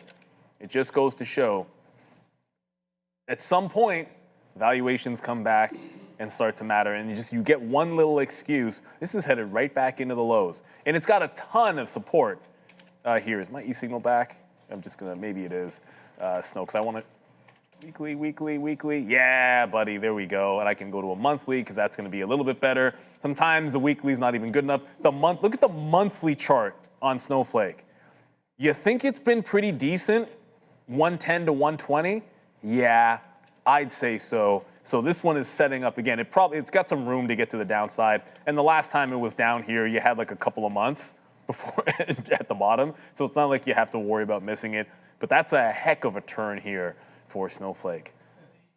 What a 420, the all-time high there. That was one of those like IPO rinse jobs that was yeah. What can you say? I know there's worse ones out there. At least this got back to the highs before it eventually flushed even further. But my goodness, the fact that this was over $400. Well, it doesn't matter now. We're looking at 110. Looks like a pretty good level to come in here for Snowflake. There's just so many of these software names. Like we could pull out anything. We could talk about. I can't believe how low Snowflake is. Like you just talked about that. I got out of that thing at $200. That's what I'm saying. Thought I did bad there. Wow, Snowflake, absolutely destructive there. All futures. Yeah, so here, like, I remember getting out, like part of the trade is also the other side of the trade, right? And it's like being able to get out so that you keep the profitability, especially if you're going to be a prop trader. I mean, if you're swing trading, a little bit of a move here, 0.5% up, like, not going to really matter that much. But when you are sitting here and, have to be flat at 4 o'clock and you're, at prop, obviously, using more shares, you're trading other people's capital. I mean, we talk about that. That's the whole point of doing prop, is that you're highly levered up. So you want to make sure that you're trading, a good amount of shares so that you can actually make some profit. And you don't want to make sure that you want to make sure that you have outs, because the next thing you know, like, you could lose way more today than you made yesterday, and then all of a sudden your month is out the window. So you got to be careful with that. SMCI, I mean, we had this discussion a little while ago too about SMCI, and I said I didn't mind it if they could get their act together a little bit. And I think we've been pretty good on that. I mean, we talked about that earlier in the week. It's gone from 21, 22 up to 24, and looking to go higher through there. I mean, they're in the right space, the right business, just need the right management, and just be careful with it. Breaking $24 right there on SMCI may with that, because potentially be a trade. Because I think this stock is, every time, it's like in Netflix. Every time Netflix failed the 100, it was a short. But when it finally has buyers above, you got to go long. I think the same thing for SMCI. It was still a fail of 24 short today, but anytime you have, it could be a disaster earnings report, it could be a short seller report, it could be, I don't know, like some kind of production issue, like whatever, just some kind of a wipeout bottoming event on an already weak stock. If the initial move down, so it's got the day one and then day two, that's the low, always look for that first bounce spot. And that first bounce spot was 24. And it's been making higher lows into 24. So yeah, the stock has not been good, and I still wouldn't buy it in my long term, but when you're looking at a trade's a trade. Higher lows into a flat top break. Netflix did this. Shout out to Obi was pointing this out in chat. Well, I don't know if it was this chat. He messaged me with it. I don't know if he popped in the chat in the midday also talking about this, but potentially he did, and if you saw it, maybe you would have noticed. Netflix fails 100. Netflix fails 100. Netflix fails 100. What does it do all of those days? Low, higher low, higher low, higher low. And so all these early fails of $100, early in the morning, early in the morning, early in the morning, when does it break it? Breaks it in the afternoon after putting in another higher low. That's the kind of setup sometimes you're looking for. Because you can get, oh crap, this Netflix, it just doesn't want to break over $100 every time it gaps over and loses, but then it gives you the clean breakout on the day that you're not paying attention. But it's the higher low structure that's telling you something. And Netflix, look, I think it's headed to 115. Pull up a weekly chart, you'll be able to find that. Let's go back over to, it's the screen, I think. Is that the screen? Oh, it's a Dara. Are we on the screen? Okay, Yeah, Dara at the screen. Go. You tricked me there. Let's go. It is indeed the screen. I wanted to use the screen because I want to show a new infographic that we have. This came out earlier this afternoon on X at TTV Research, but I want to contextualize this a little bit. So today is the 1-year anniversary of President Trump posting on Truth Social, today is a great time to buy, and then a couple hours later announcing a 90-day tariff pause that led to the second largest day in NASDAQ history. Like, just a little bit of context here. So with that in mind, I was perusing the White House website yesterday, as one does, and I found that they have an entire page with all of the investments from all of the different companies and countries in the U.S. Now, why this is connected to tariffs is because, if you recall, one of the big motivations here for tariffs was to encourage investment in the U.S. So with that in mind, long story short, I decided to create a visual to look at all of the public companies that have invested in the U.S. or announced these investments. So this is from that White House website data that I mentioned. They have a whole page called Investments. You can find it off the homepage. So basically, this goes from largest to smallest. So it's left to right, each row, top to bottom. We've got quite a few companies that have announced investments of over $100 billion. Those would be Meta, Apple, Oracle, Nvidia, Amazon, AT&T, Micron, IBM, and TSM. So those are all of the ones that have investments of $100 billion or greater. Oracle, though, that's part of the SoftBank and OpenAI tie-up. For Starbanks, that's a little bit different. But either way here, you've got a whole bunch of companies with just $1 billion in investment. This is a lot of companies, as you guys can see. What I didn't realize were how many of these are actually in the healthcare space. You've got Eli Lilly with $27 billion here of investment. AstraZeneca, Bristol Myers Squibb, GSK, Johnson & Johnson, Pfizer with nearly $100 million in investment. So interesting look. You can find this, as I mentioned, on X at TTV Research. And tomorrow, I'm going to have a look at the public companies that have done under $1 billion in investment. So this is $1 billion or greater. The next one will be under $1 billion. So you guys can see those companies a little bit better because it looked very crowded visually. Either way, please check these out on X at TTV Research. Enjoy the screen, so we're going to do more of this, hopefully, for some of these visuals. And back to Neil and Sean. Like and subscribe. Notice how, like, there's all of, you know the tops are going to be the mags, and then Oracle's just in there as well. You don't make as much money, but we can spend it. She just said if I went with $1 billion or under, it would have been to be too many symbols on there. Yeah, well, I mean, you have to have a healthy number of symbols, Sean. That was a perfectly healthy number of symbols. There was a lot of logos on there for sure. You know what? Thanks for that. And Adara, is that up on TTV Research right now? Yes. The next one's out tomorrow, but that one's already out. Okay, that one's already out. Go find it at TTV Research. Okay, market making another turn to the downside right now. Palantir gets up into 129.50 again, and here it comes right back down. Is PLTR right into these levels again that we are interested in? We're interested a little bit lower than this, but Palantir making that move back there. I thought I heard something about a ceasefire, but maybe not. I don't know. Yeah, U.S. traders and Greer, no U.S. deliveries. Randy? No, okay. This was an interesting story I saw. What do you guys think about this in the United States? USPS, 82 cents from 78 cents.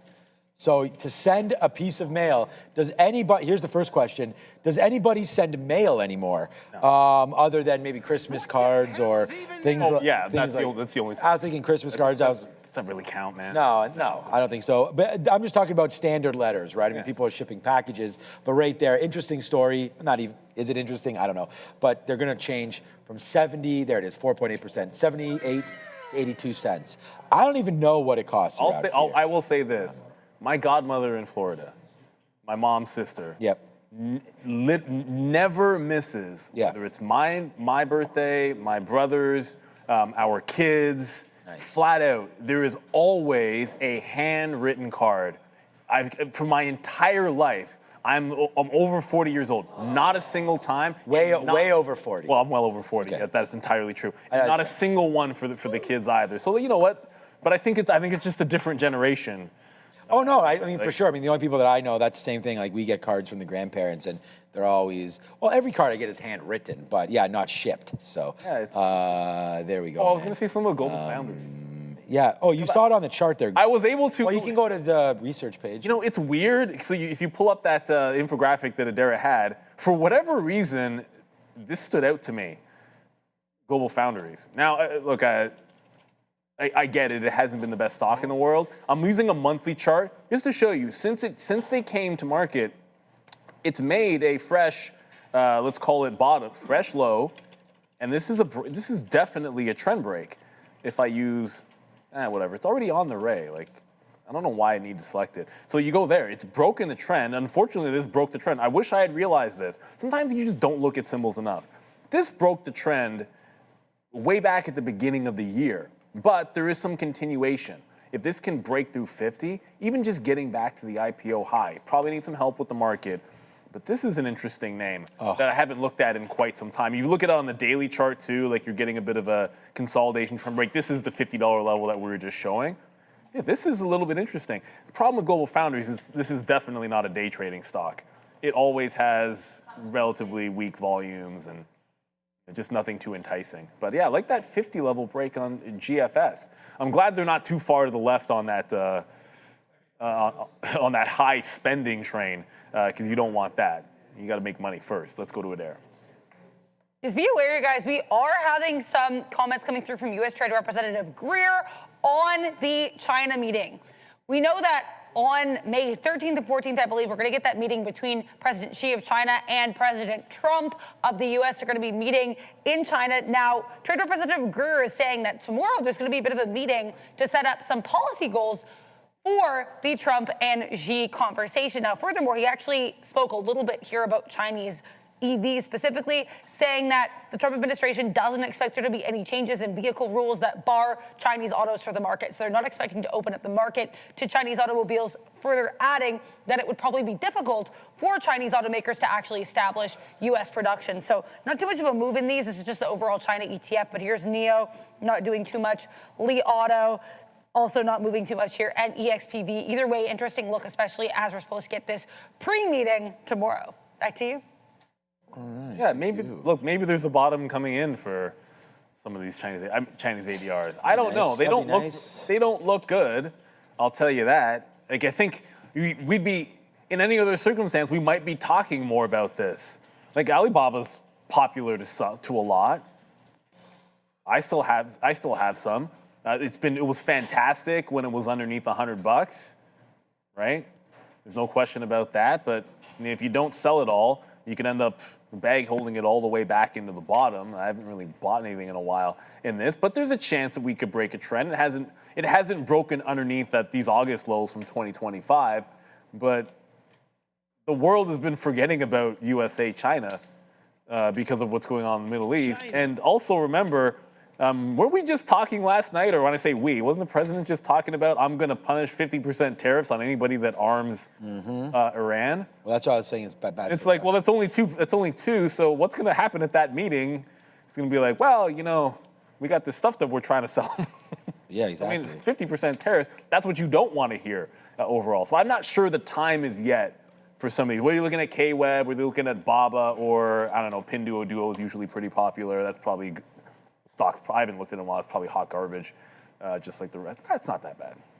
That could be a little bit worse. It's at least been consolidating for a while. So it's trying to make a bottom. You're getting, these are looking like they are trying to bottom out here a little bit. Wow, Pinduoduo has a great level underneath $100. That goes all the way back to 2024, 87 bucks, 87 bucks. Yeah, break that down one more time and catch 87. They've been really weak since the de minimis rule punked them.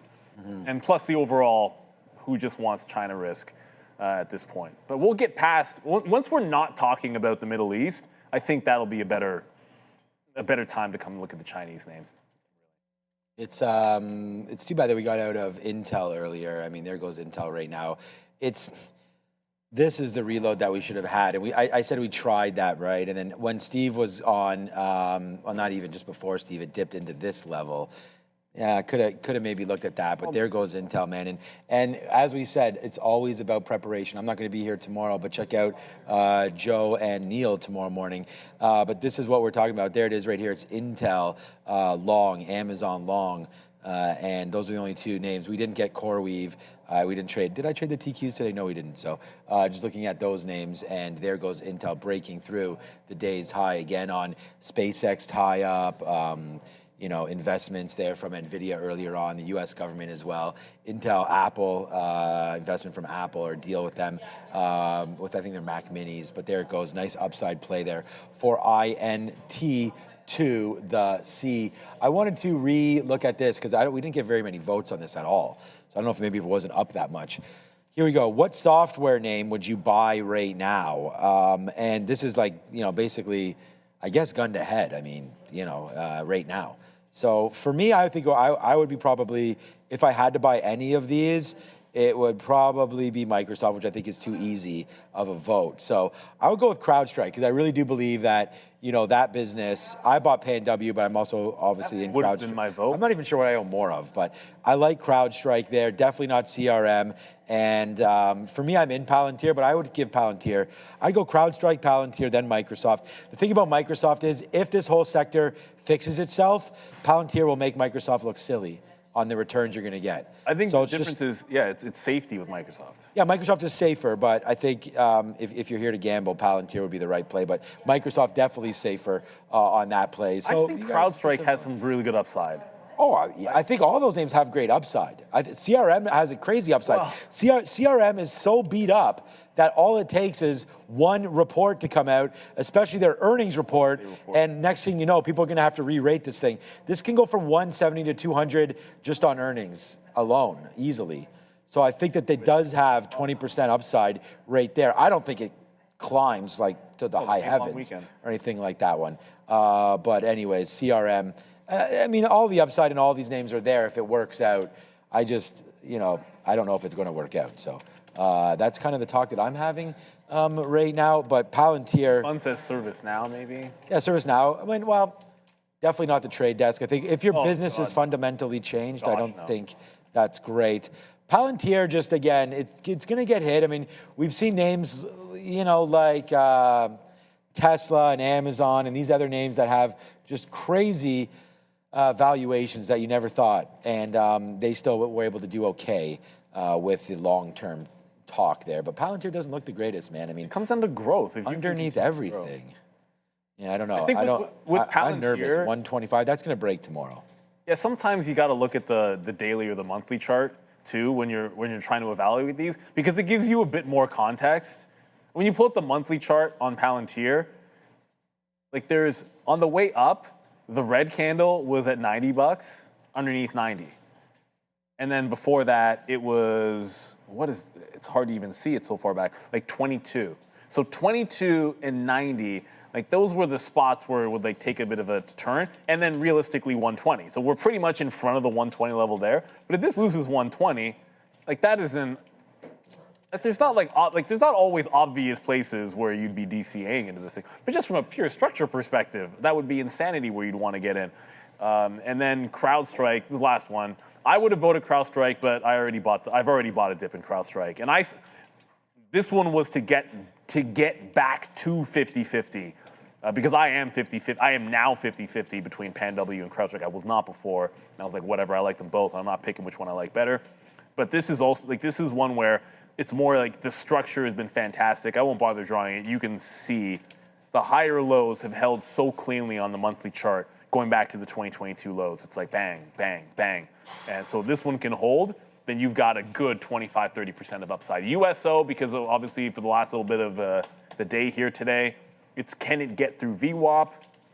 It's finally at VWAP. I know one of my charts is actually already above it, but that's not true. My black chart is wrong. But as that happens, Boyle is still under the volume weighted average price. So there was our 14. This was, I forget which headline it was. Dara would remember, but there was a headline. 11:30. Oh, 11:30. So that was US what happened when, if you don't mind, I can just say the headline. Yeah. So it's when we had Benjamin Netanyahu, Prime Minister of Israel, come out and say, yeah, we're open to doing this ceasefire with Lebanon as we do discussions with Lebanon. Because again, whether or not Lebanon is a part of the ceasefire has been a big, question mark. Though again, Israel and the U.S. both contend that Lebanon was never supposed to be part of the ceasefire. I will stop my rant now, but that's why. Thanks, Dara. I said when I came back for the lesson of the day, I was like, look, man, I was literally getting my lunch, which was actually pretty good today. I mean, I don't know. I've never even heard of any Italian meatloaf. I'm not sure that's a thing. It was just meatloaf to me. It was just regular meatloaf. There's nothing Italian about it, but it was tasty enough. Well, it had I marinara came back sauce. and it was marinara, but there wasn't enough marinara sauce. I love extra marinara sauce. Yeah. We make homemade pizza. Mine is just loaded. Oh my, you better believe it. Loaded. It's just loaded with marinara sauce, a couple types of cheese, whatever you're into. I always like to make sure I have a Havarti because I'm a big Havarti guy. But no, I came back from lunch and saw this candle. I was like, oh, let's put a trailing stop in. It was just blind luck. A headline happened to come in when I was short Boyle, but it's always underneath VWAP when this thing is at VWAP. But if we break out here, then I got to jump out. If we get back into the lows, I think the market takes out the highs. It is 330. Usually when we look at the imbalance, the early look for the imbalances, we got BIL, that's just an ETF. Nothing there. Snapchat, 1 million to the sell side. We were talking about Snap the other day. I don't remember. Maybe it was in the context of someone picking them up. But those are the only two that really stand out here. So nothing burgers. Snapchat's up today, 3.7%. Okay. Well, it's the only thing up there, so it's worth having a look at. Hey, Snapchat might be breaking out. That's a little I can get behind some Snapchat. Yeah, $5. We were just talking about this with Netflix. Yeah, I talked about that yesterday, Snapchat. 2 days ago, Snapchat. I was like, it went from 4 to 5. Yeah, but look at this. Look at the $5 level. 5. You reject it, and then still manage to hold support. So the next time you take out 5 could be good. The same way that worked for Netflix. Netflix had a very, very similar setup. Not comparing the two. Anybody that Snapchat and Netflix are vastly different companies. One of them is fantastic, and I own the other one. I would never buy in the long term. No, but it's a similar setup where you fail a level, but hold support, and then eventually when you break the level, it looks gorgeous. So Snapchat is setting that up, but for what it's worth, that imbalance is a sell imbalance today of 1 million shares. So that really means if you're at the highs and I see a sell imbalance, I'd be looking for some kind of a fade trade. Like if we get close to 350 and this is still within 2 cents of yesterday's resistance, then the play would be just hope it comes out bigger, short it, and risk 2 pennies. And if it comes out the way it already was, then you get a bit of a flush. If it comes out the other direction, well, you got to stop at the high anyway. So what difference does it make? So I'll have Snapchat up. Snapchat up unless something better comes along for the imbalances. Snapchat. Yeah, PayPal's also starting to rip up. Oh, I did see this. I want to say thank you to the Juno show. I mean, some very, very good points right here about Salesforce. So here's CRM and CRM. NY. Okay. I think you're right. I mean, there's tons of headwinds there. HubSpot. I mean, I gotta again, before you invest in it, yeah, look to see like, is there actual another CRM out there, right? Relation management there that's eating their lunch, and there you go. And the tech rec, less headcounts. Yeah, the only thing about it is you're right. I mean, as more and more companies start to cut the headcount, you can see obviously less licenses. That's a very, very good point. CRM is also cutting headcount as well, so they're trying to get more efficient down there. So possible. Possible sort of head and tailwind for CRM if they can themselves become more efficient and create better products even cheaper for themselves. They might be able to get rid of some of their engineers and then look to build on and even use a Claude or something like that to help build their systems better, because most companies are intertwined into that. Someone in the chat says, "Come on, Sean, man, make another trade." I mean, yeah, definitely would like to do something like that. Oh, here's a story right here as well. Boom. Putin announces a ceasefire. That's going to be Ukraine. So we say that's good. So we like that, to see that from from 4 p.m. So April 11th. Okay, so today's Thursday the 9th. So Saturday, I guess. It's like not even like a 24-hour ceasefire. Yeah, I was it's a going to read very, very brief ceasefire. Yeah, so nothing major there, but that's at least something as we keep talking about that. But I was going to say power play. PayPal right there. Just went to the highs a day and fell back in again. So PayPal's on one right now, straight to the upside. Good little momentum take there on PYPL if you are so inclined to take that trade.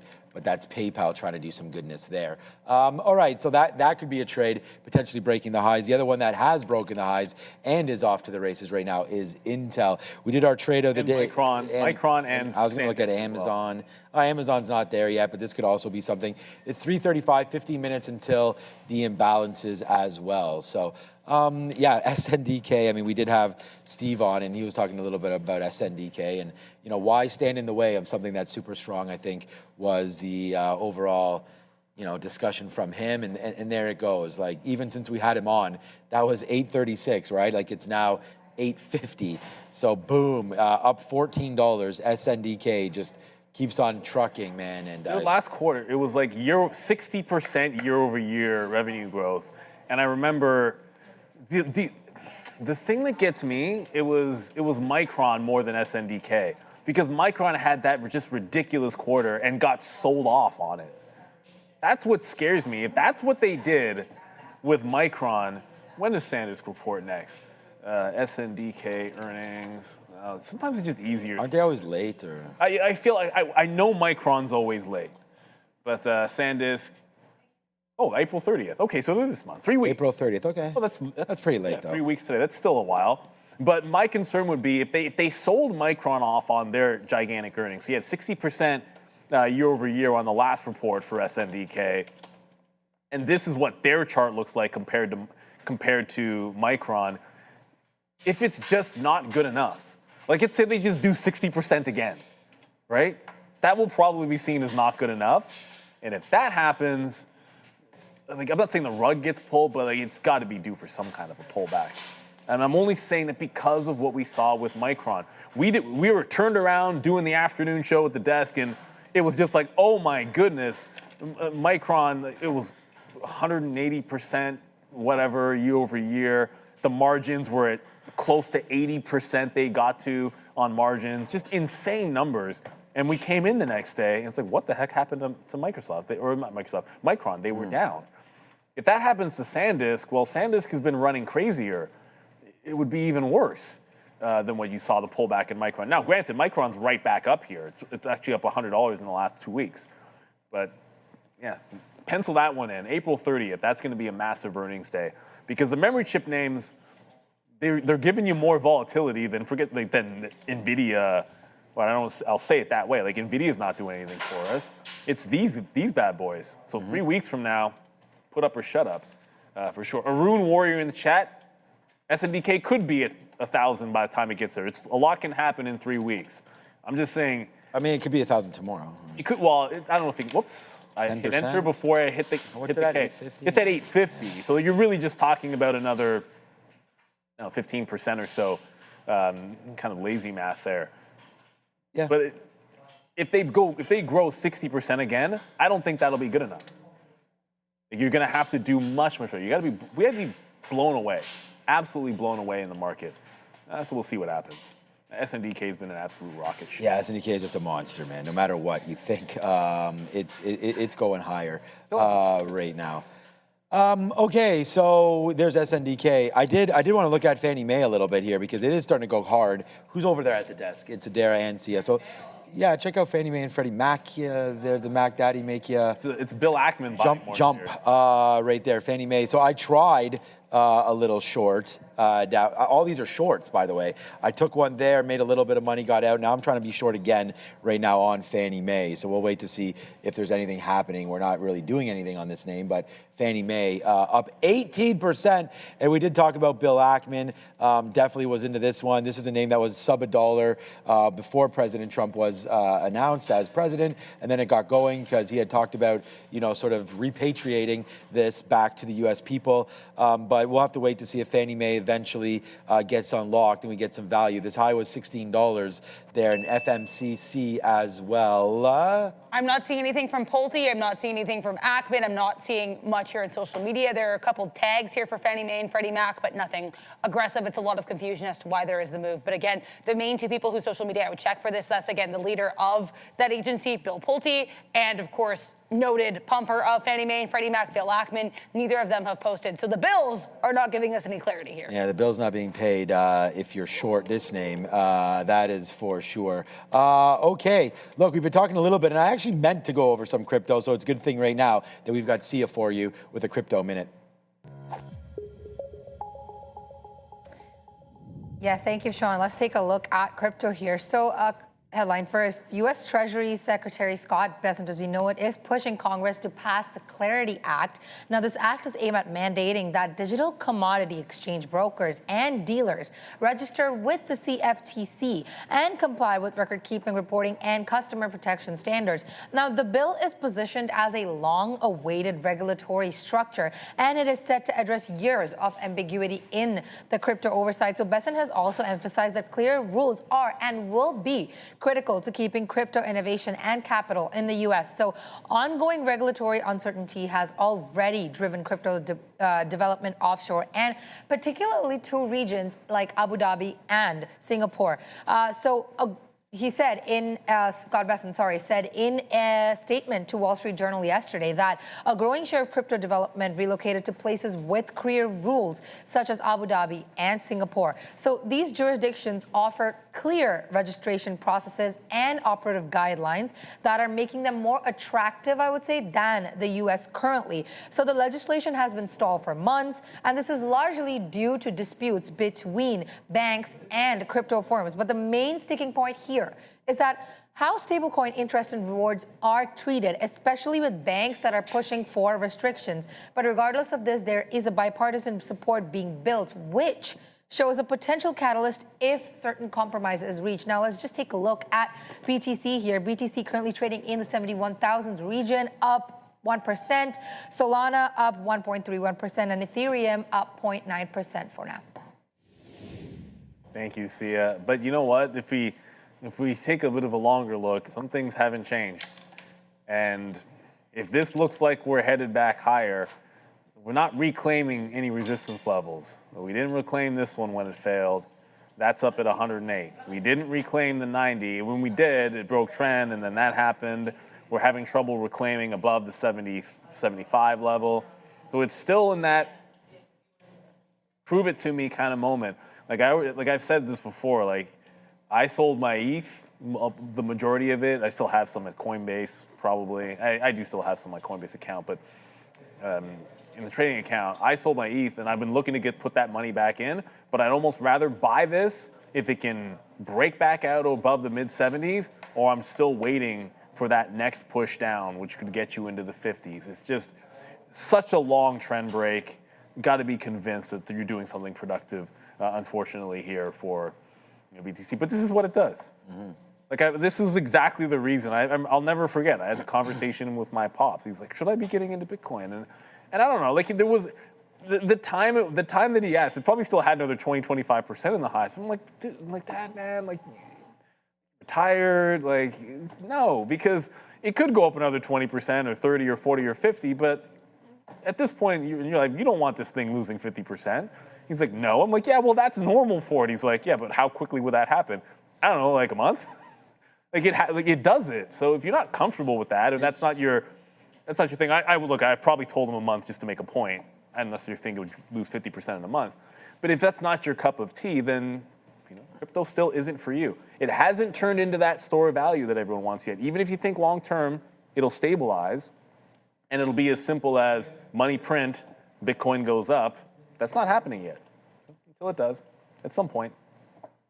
No, I bought the dip. I bought some at 66,000, and you guys know that. So we're in now and could sell it, but we'll wait. We're in 10% up. We'll take it for now. But it's just funny because you mentioned that, and it's like stocks are probably, not the indexes, of course, but like a name like a Microsoft or something, probably down almost as much as Bitcoin. And you would have thought Microsoft was safe too, right? But I liken. It's because I would liken Bitcoin, not the others. To me, Bitcoin is more akin to an index relative to its peers than the others. Like, it's supposed to be the safe one. So it's just so very. I would not be investing in like the SPY. Like to me, like the SPY going down 50% is complete nonsense. But there's a limit to how much I'd ever put into it at the end of the day. All right, let's just get into. It's like 3:45 now. Snapchat. Wow. Usually there'd be another update on this. This hasn't even updated in 15, 16 minutes here. It's still 1 million to the sell side. It's the only one that's even remotely interesting on the imbalance locator. Pretty much a nothing burger. So 5 minutes till we see the actual imbalance. We got here. State Department official told CBS News that Lebanese and Israeli representatives will meet at the State Department next week for diplomatic talks to craft a ceasefire. Next week, huh? Next week? Okay, we'll take it. Need that tomorrow. We'll take it. Well, the problem is everyone's too interested in the Masters. We'll hammer it after they figure out who's won the Masters. It is what it is. That's how they roll. Okay. Yeah. SNDK can't stop, won't stop. I see you in the chat right there. Jay Vandaway. What's up, Vandaway Industries? Are you Vandalay Industries? It's Vandalay. There it is. Can't stop, won't stop. Jay Vandaway. Right. That guy Vandaway was a small forward for the Knicks in the 80s. Kiki, but it was Kiki Van. That's the name. Yeah, maybe that's who this guy is. Shout out to the New York Knickerbockers. That's how I date myself, is comments like that. That and the fact that I'm wearing a Gordon Gartrell shirt. If you know, you know. You don't remember that one. I have no idea. You didn't watch The Cosby Show? Not one really. Of the greatest, I did watch it. That was one of the greatest episodes in the history of The Cosby Show. Okay, the Gordon Gartrell episode. Okay. If you know, you know. And yeah, that's right. I can still, whatever. Cosby this, that. The show was still hilarious as far as I'm concerned, so that's what it is, Yeah, I mean, whatever. It's at the end of the day there. Neil's favorite actor of all time, Bill Cosby. Is that what you just said? Hell no. Oh, yeah, I know. I did see him live stand up as a kid. Nice. He came here to Toronto, and it was absolute. Oh, soft. It was out of control. It was a riot. Yeah, I bet you it was out of control more ways than one. Okay, here goes Microsoft. Yeah, who knows? All right, so there it is right now. Microsoft. If you guys voted for Microsoft, hopefully you voted and also bought it. As there goes Microsoft, right back up to 373 again right now, taking out, forgetting about this whole move. I might can get back in. I mean, in the beginning of this show, I used to call this thing Mr. Softy. It was my favorite stock to trade. This is one of the original stocks that I bought maybe 25 years ago. We started investing. Really like Microsoft. Sort of a place in my heart for this one. But I haven't traded in a minute because of the price. And just like Meta, I don't really look there. I mean, we got so much other action. The price doesn't necessarily scare me, but with Palantir and Tesla, those have been some of my stocks, and Apple, obviously Nvidia and whatnot. But Microsoft looking pretty good right here near the end of the day with only 2 minutes left. We can wait to see if it breaks that high as well. This is a name that just came up on the scanner again, same kind of ways, right? Breaking out through the highs of the day right now. It's just too risky to take it with those imbalances, and you're going to see in just a couple seconds, approximately 120 seconds, you will get, okay, let's go to Sia for Money Talks, and that way maybe we can be back in time for the imbalances. Let's go to Sia. Really quick here. So the U.S.-Iran ceasefire announcement has sparked a broad USD pullback with AUD/USD stalling near 0.710, and the NSD and USD holding gains as certain safe haven demands have eased. But the Indian rupee has surged 52 paise to 92.54. And this is aided by the RBI, that is the Reserve Bank of India, stance and reduced geopolitical risk. Now, elevated oil prices also from the Middle East tensions are weighing on energy importers, such as the euro, the pound, the Japanese yen, the AUD, and the Canadian dollar, with the USD and Mexican peso up amid the Banxico rate cuts and broader USD strength. So the yen also has neared 160, prompting certain intervention. Thank you so much, Sia. 1 minute to go for the imbalances. I'm a little bit surprised. Were we talking about this? I thought this halted down at one point today, Avis. I guess it was. It did. I think it did.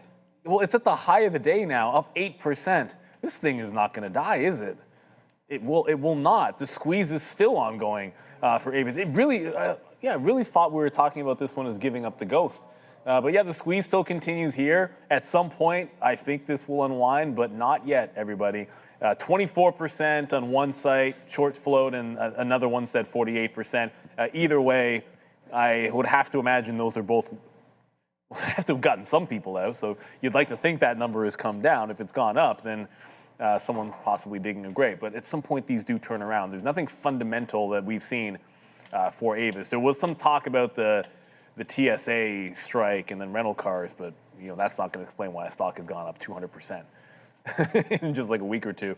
That's just pure squeeze play. Shorts are getting burned. Wait for it to make that one topping tail and then watch it unwind. But great for anyone that's actually looking at Avis. Here we go, 5 seconds. Palantir's on a run. We'll see if that turns out to be a bid or not. 2 and 1. We're now open. Ooh, we just talked about Snapchat. Look at Nvidia. Nvidia with a bid. We can see if that gets going now. 2.4 million. That should definitely help juice this one to the upside. CoreWeave says buy as well. Not really moving around on that. Intel also saying buy. Wow, $62 for Intel. Crazy to say that we were long at 59s down there today. Marvell continues, man. We'll see if that can get back to the highs. It won't get back to 122, but that's also a buy. It looks very, very buy-ish here. There's Apple with a new move up. I mean, a lot of these stocks, I think this might be a good day to check the old portfolio, man. I mean, nice upside moves, especially after yesterday. So it's nice to see some of these names continued out. Oh, and then Snapchat, we were just talking about that, 4 to 5. Well, that gets a 2.5 million sell in balance. It doesn't look like it's affecting many of the stocks, but you see with the NASDAQ, that's sort of the rally that you're talking about right there at the end of the day. So nice move up there for the NASDAQ there to close out. We don't have any major earnings, I don't believe, today. I can check. WD-40 is it? Hey, okay, WD-40. Okay. Great product. I don't think anyone's looking at the stock, though.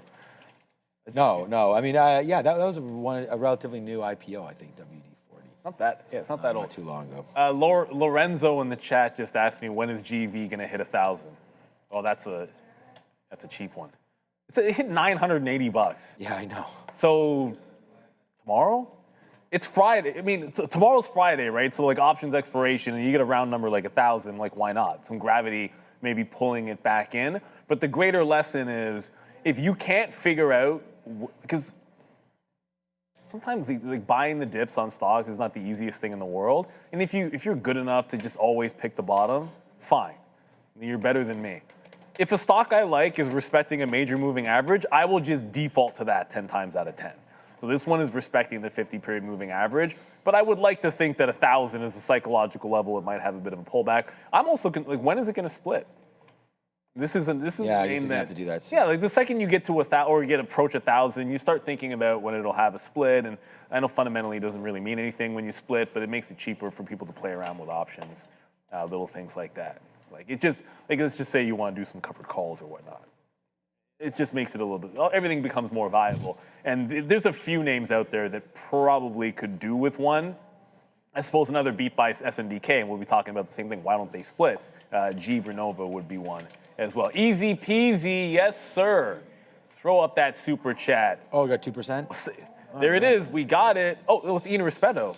Oh. My bad. Oh, it's easy peasy. Oh, there is both. Okay, so we have both. We'll get to easy peasy first. We'll get to you as well, Ian. Collected tolls on oil in USO. Perfect. Yeah, the straight tolls. So let's go, and it was USO right back into it's not doing anything. Yes, we're not falling back. We're not really breaking out. That's also why oil's not moving. And so the other one was apparently just a question for Steve, who is gone now. But thank you, Steve, and then thank you, Ian, for your question. So easy peasy, liked USO. Although collecting tolls, did you go short? Did you go long? You could have won in either direction today. You could have won at the open long, then you could have won at 11 short, then you could have won at 130 long, and then I guess now you're probably doing nothing with it as we speak, with about 5 minutes to go in here.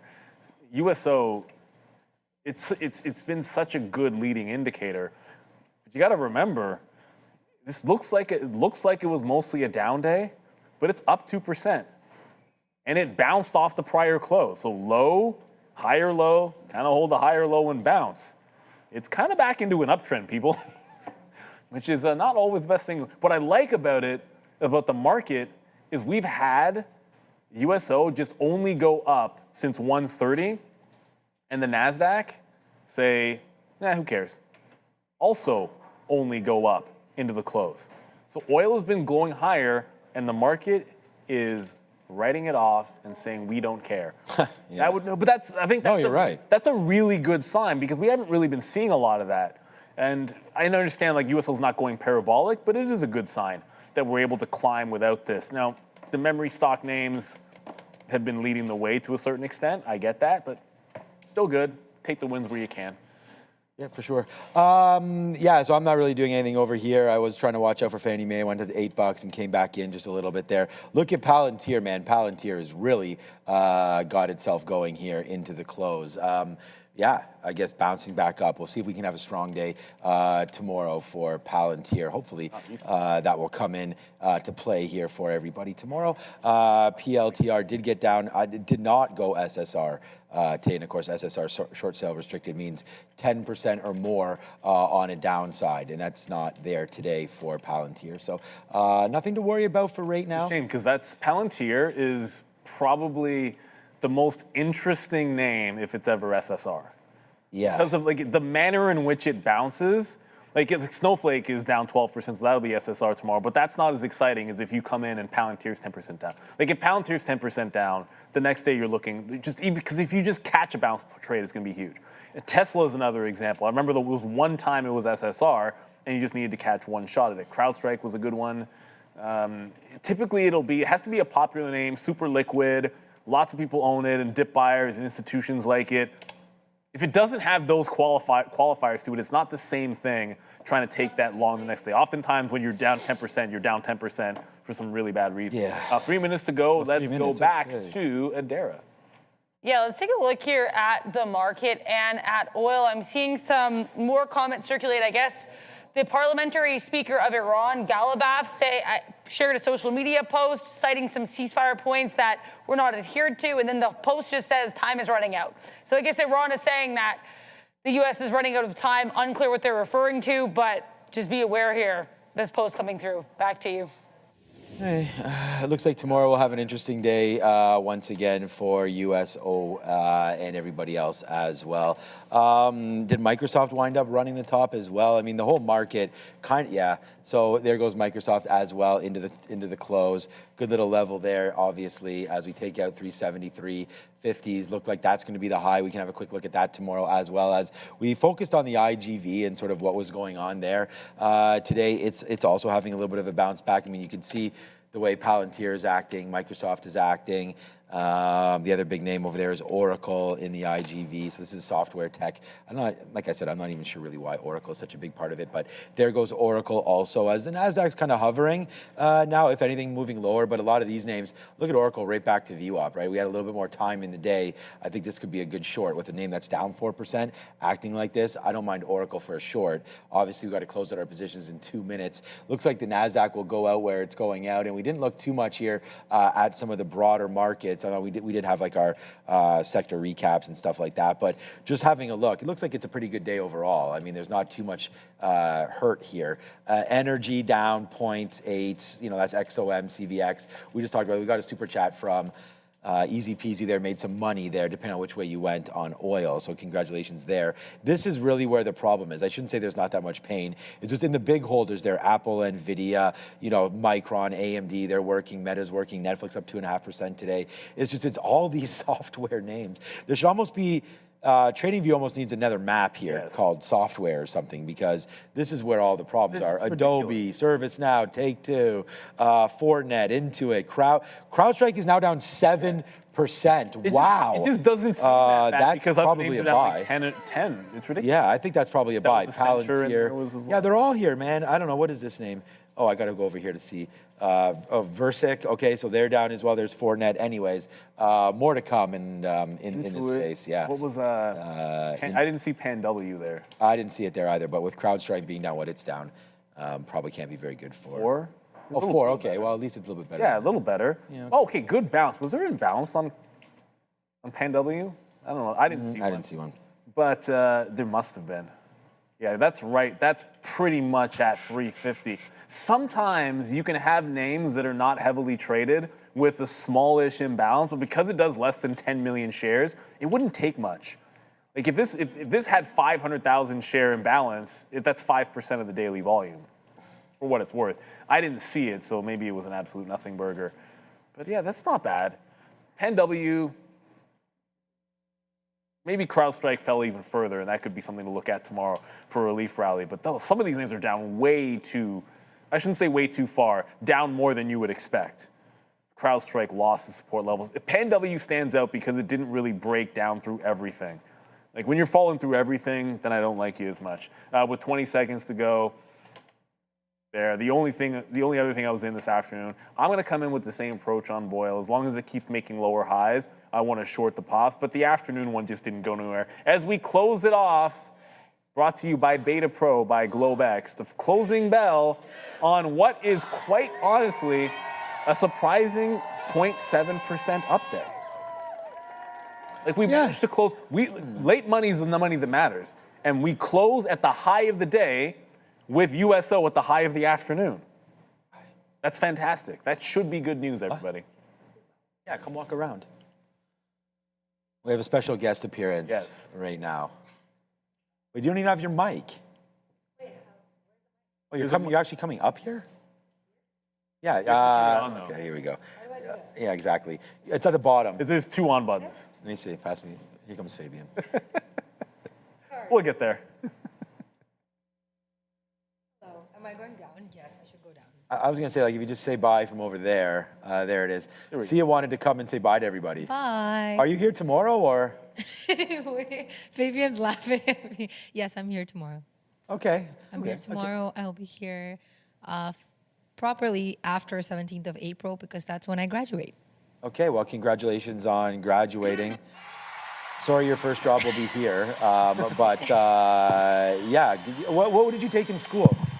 Journalism. Oh, okay, perfect fit. You're in the right spot. Yep.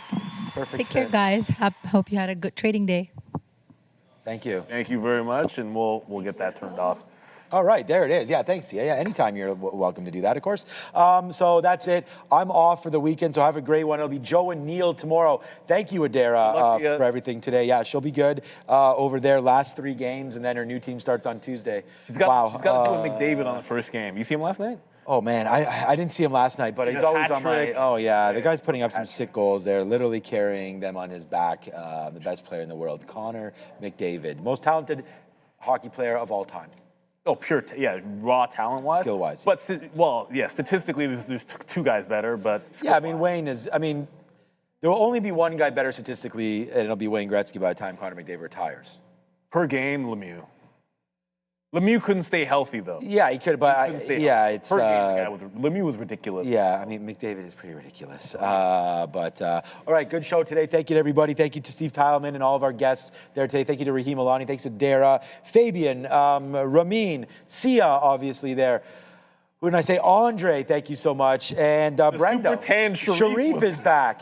And Joe. Looking like me. So, yeah, we will say bye to everybody and see everybody tomorrow. Where's Joe and Neil on the big desk? You'll see Joe all day, actually. Ciao for now. On the rail. Thank you for the super chat. On the rail. What did he super chat? We can get it. Palantir. Today was wild. Oh, I don't know if you heard. There we go. Oh, we're gonna read it. You sent a super chat, man. The ride today was wild. Was in 200 share position We're not yesterday. stopping. Woke Don't up stop. today, stuck near $2,000. Got out and back in with larger shares for a small win. Shout out to you on the rail. You sent a super chat. We're gonna get to it. And now we will get out of here. We'll see you tomorrow morning, everybody. Yeah.